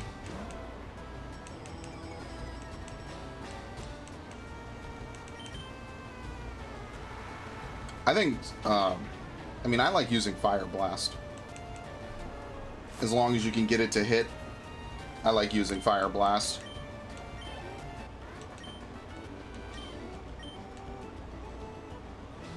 I never really put much thought into my favorite move. Maybe like my favorite combination of moves. But never like, in general, favorite moves.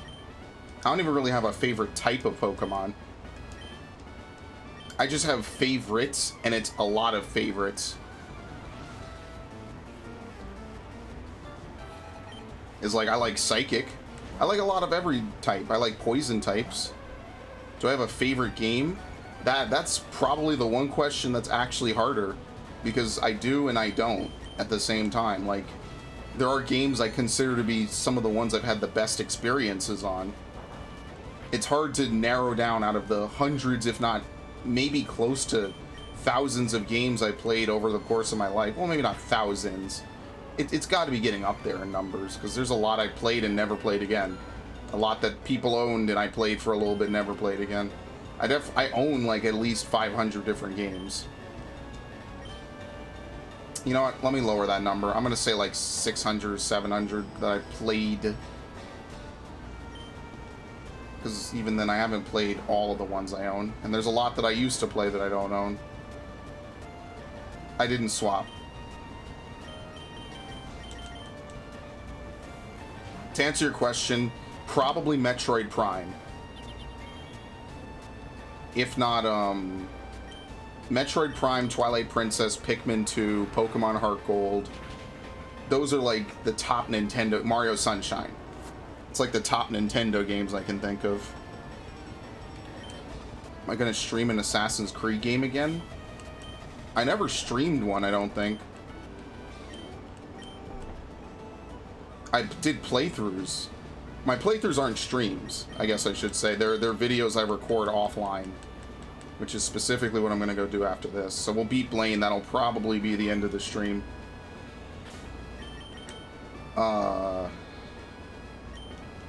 Record an Assassin... Oh, yes. I have plenty of Assassin's Creed games to record. I have to finish the Odyssey DLC, and I want to play Freedom Cry this summer, because I never played it, so I want to play it. And it was $6 on Steam. So yeah, I have plenty of plans to play more Assassin's Creed, and I'll play the new one, Valhalla. That's guaranteed. Nice, perfect critical.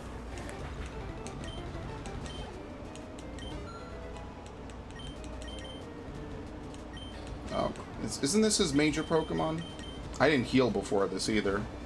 That's not good, because I'm going to get hit by Fire Blast and probably get burned.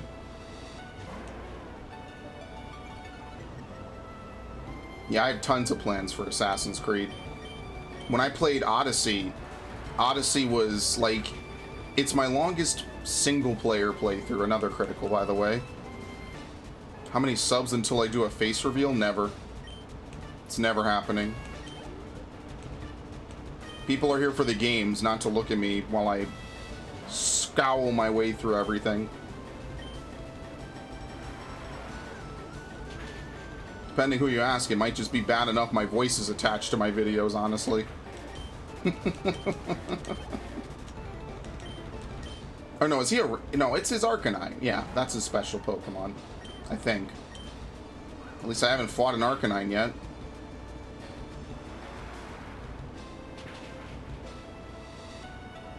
Oh, he's gonna heal. Fuck. That's so unlucky. That's legitimately probably a low roll. I'm not faster.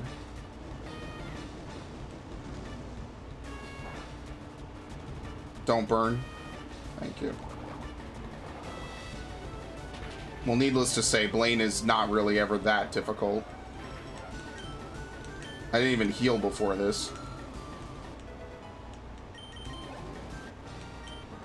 I think now Pokemon will... Oh, no, it's Sabrina that lets me obey up to 75.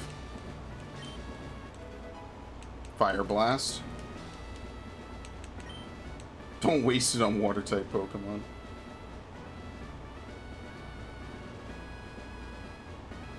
Oh yeah, I don't know if Snowman's here, but there's no more Final Fantasy streams. My Static has decided we're gonna run all those, and I don't stream them. Not that anyone asked me to not stream them, I just don't.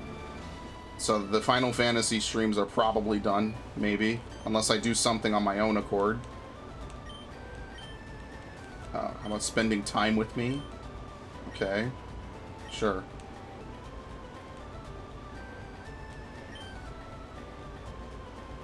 I'm always here.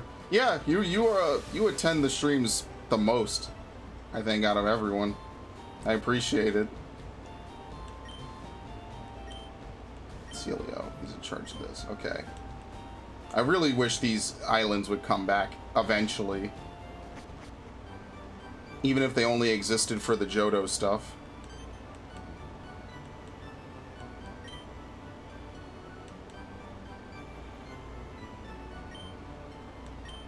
Zero aptitude for battling.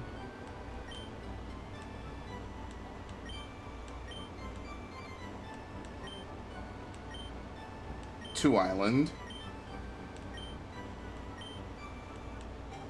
Alright, cool. I'm gonna try to see. I'm an almost full supporter. Much appreciated. Means a lot. It really does.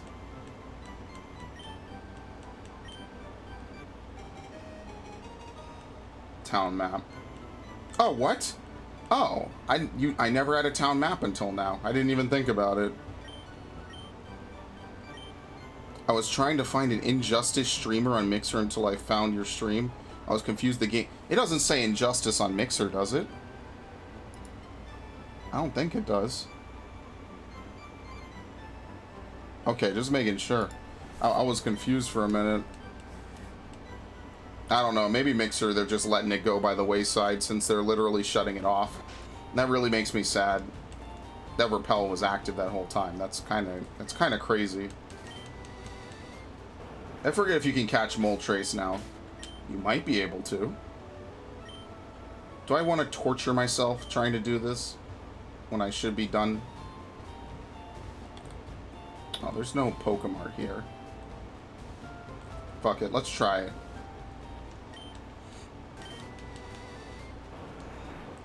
Oh no, it was Pokemon, not just... Okay, good. Just making sure.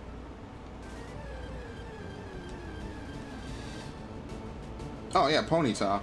I like that they add these new areas in. I think it's kind of cool. Because it gives you more places to, like, grind up and train. And more Pokemon to see. Because Kanto's really small when you consider it.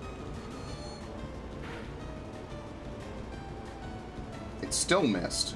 That's an 85 accuracy move, if I'm not mistaken. Oh, well, you know, I guess it's fair I missed too, right? I guess it's fair I missed too, right?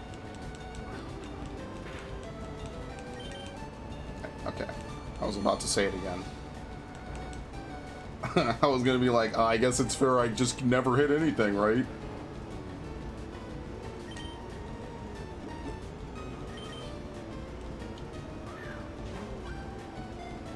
That Kangaskhan was a really, really good catch. I'm still stuck on that. I'm never not gonna be. That was a really good catch.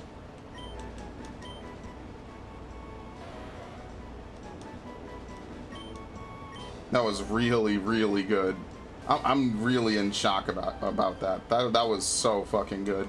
That was like, that's like one of my top Pokemon moments ever. You know the move combo with Snorlax? No, what? Rest into Snore?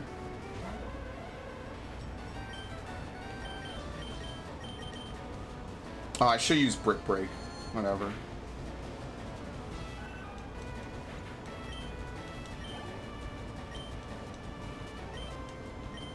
Oh no! I'm looking at words and not understanding them.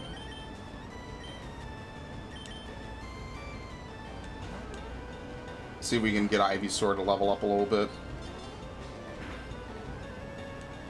before he completely falls behind.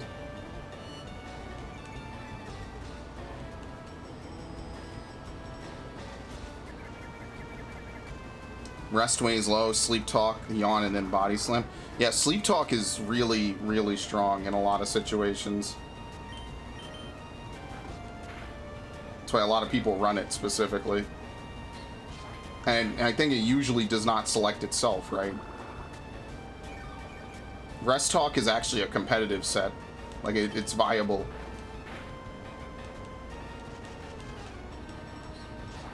No? What? Sleep Talk is, that is a thing, right? Or it's Rest Talk, that's the name of the set.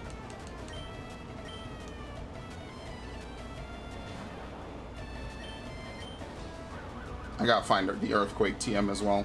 I should have looked it up while I was doing it. I think it's TM26. Ah, see, look at this. I could add an easy Thunderbolt if I just stuck with Pikachu, like I should have. Weezing is one of my favorite Pokemon. Yeah, I could see why. Weezing is... it's one of the cooler Pokemon types. I like Alolan Muck, actually. Forgot to say that when Ash was here. Oh, you mean no Sleep Talk, can't pick Sleep Talk? Okay, good. Good. I forget if, like, in one generation it could. But I don't think it does. So I think we're good. Or, well, it's a good setup.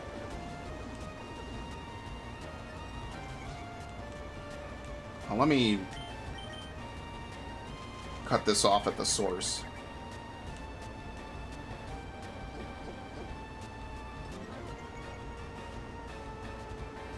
Farmer just looks like he'll steal your picnic basket.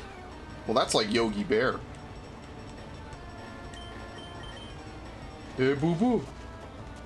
Got to steal that picnic basket?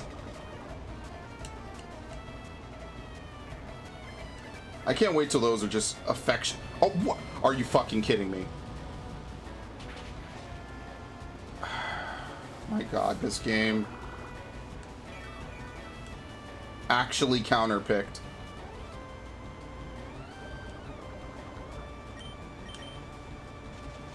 I forgot what I was even gonna say. I got so annoyed for half a second. I can't even remember what I was gonna say. Ursaring would destroy Yogi Bear. Yeah, I mean, Yogi has problems with, like, the weakest, wimpiest park ranger in human history. I think they should add a new Pokemon type. Only if they have a good reason to. It's not, I don't think adding new types is necessarily a great thing. I think in Gen 6 it made sense to add the Fairy type because dragons were just ruling too much. And that's kind of the history of the Gen 5 meta. Is that, like, just dragons were everywhere. And there wasn't really much of a counter because ice types were not really that great. So new types are exciting, sure, but only when they actually balance the game. So, like, having Fairy puts fighting Dark and Dragon in a lot more pressure than they've been in, especially Dragon. Do I like the evolution of Lickitung? Not really. I don't really care, though. I didn't care about Lickitung, I don't care about Licky, or whatever it is. I'm not gonna pretend like I care about it. Just something else to fill the Pokedex with. I mean, there's far worse looking Pokemon, but there's also far better ones. I didn't swap again. Yet again, I do not swap.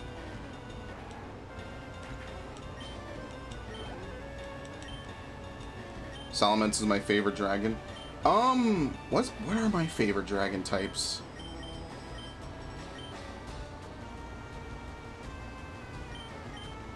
Oh, I need to level these three. They're not gonna have a good time. I gotta throw around the experience share now. Ooh, pulled up on Teddy Ursa.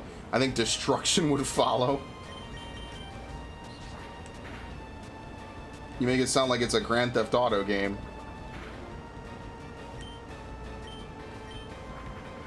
Jinx looks like my ex-girlfriend and I regret catching her. Well, now that might be one of the most interesting and out there comments I've ever read. Holy shit.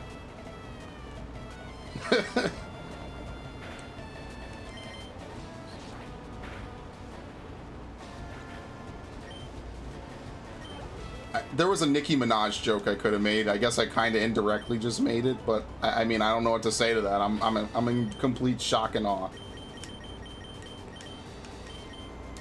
Fuck. Give it to you.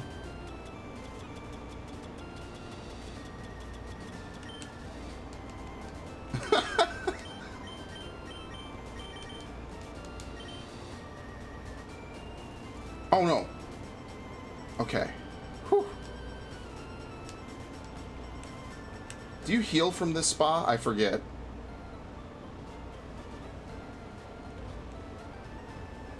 I forget if you do. See how smooth my skin is? Okay. Yes.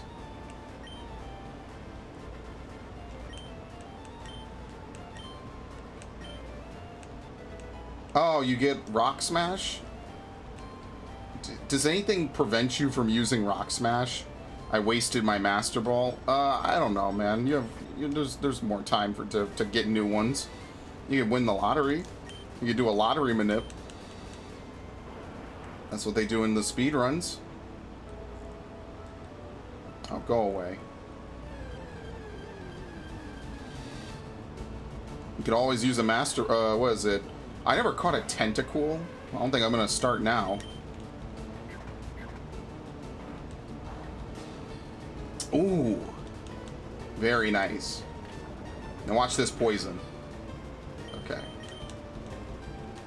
Time to miss this a couple dozen times.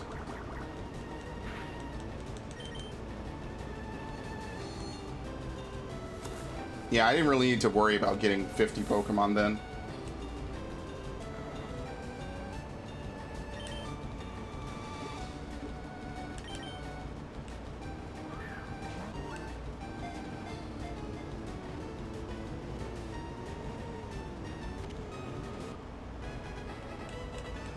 If Boo Boo pulled up on Teddy Ursa. You ever seen the Hood SpongeBob drawings that they've made? They've made a lot of interesting artwork with SpongeBob. Just people making it out of nowhere.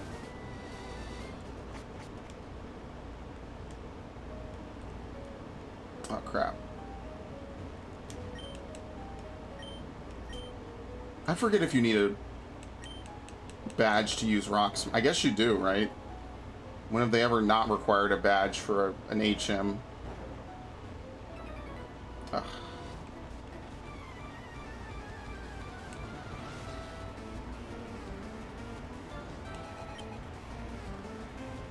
You gonna catch Moltres? Yeah, I'm gonna try. I forget if he's even available at this point. My whole point is to beat the shit out of him and not give him a chance to retaliate.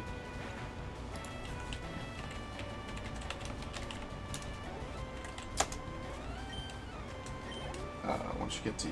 Oh no, do you need a badge to use Rock Smash? You probably do, don't you? They probably added it.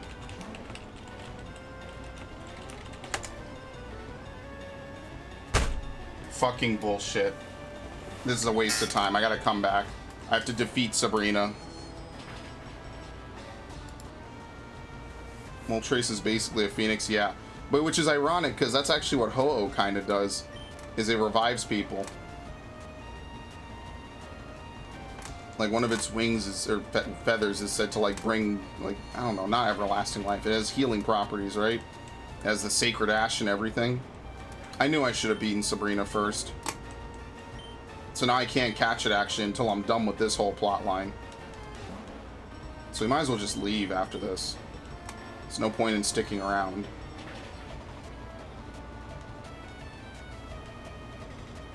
Alright, we're getting pretty lucky with this. I might try to grind out to buy the Shadow Ball TM so I could teach it to Hypno and maybe grind just a little bit on the side. Alright, let's get out of here.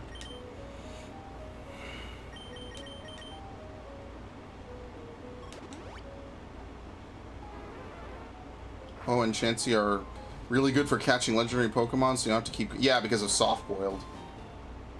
Soft-Boiled is really helpful.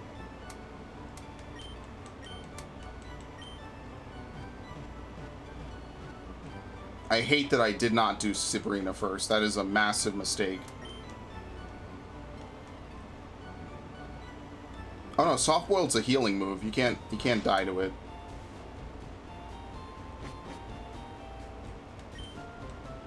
Yeah, I can't leave now.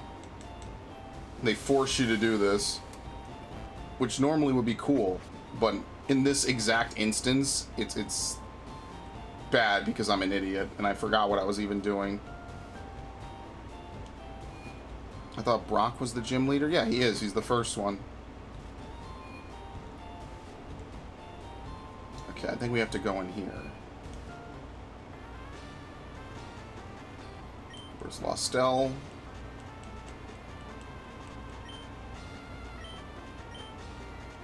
She's got my looks. What happens to some point? Okay. How much sadder can this get? Is this the only 3 island?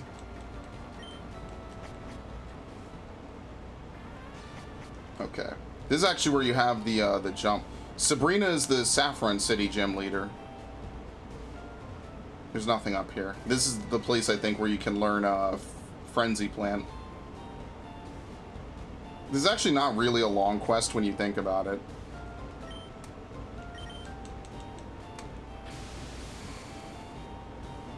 It's basically go find Lostel, and I think somehow you find the ruby or something.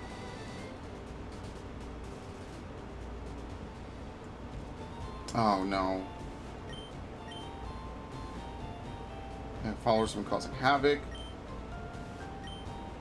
What do you even do for entertainment? Alright. What I think I'll do is I think I'm going to stop here, because I'm going to go ahead and tackle some other stuff. And I guess next stream we will, I'll probably stream this at some point this week again. Probably like Wednesday maybe, or Thursday. And then that way we can, I honestly see myself beating this, and like I said, in another 2, if not 3 streams. I don't know if I'll do all the post-game right away, or really... Well, I need to get the Sapphire, so I guess I have to. So it'll probably be like another 3 or 4 streams. 2 to beat the Elite Four, at least. I just save again. And, yeah. I think it was a good stream. What up? Is this stock fire red? No, this is leaf green, and it's no challenge run, by the way. But thank you, Mr. Pika Link. Thank you for stopping by. But unfortunately, this is literally we're clocking out here. Take care from coronavirus. Oh, don't worry. New York City has only been completely decimated by it, but I'm all right. Not much going on with me as usual. But like I said, if any of you guys like what you saw, follow, subscribe. Dirty plugs from me, of course, because why not? And I will be streaming tomorrow. We'll be doing Fire Emblem for maybe 5 hours, which will be very exciting and fun. So thank you for stopping by, and I will see you guys whenever. Take care.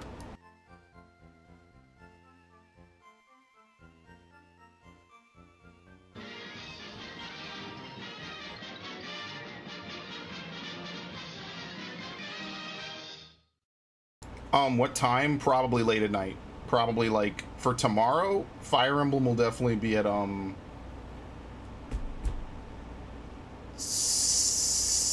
8 to 9 p.m. and it'll just run until I'm tired.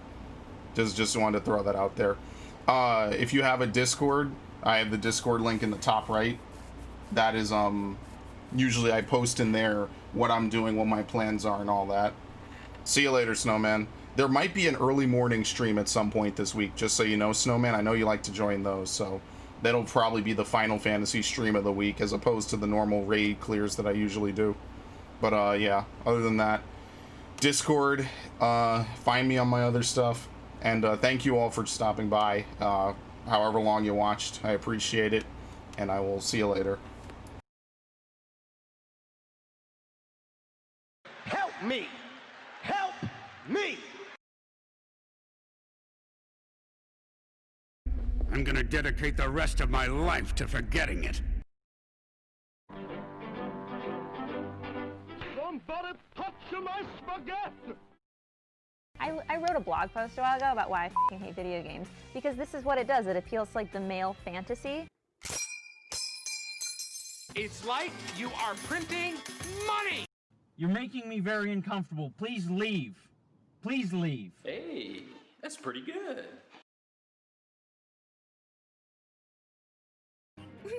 I find I am becoming quite excited in here. There is no better sight than watching such handsome young men playing with their swords, yes? Goodness, Mother, that was extremely lewd of you. So if you don't got no sauce, then you're lost. But you can also get lost in the sauce.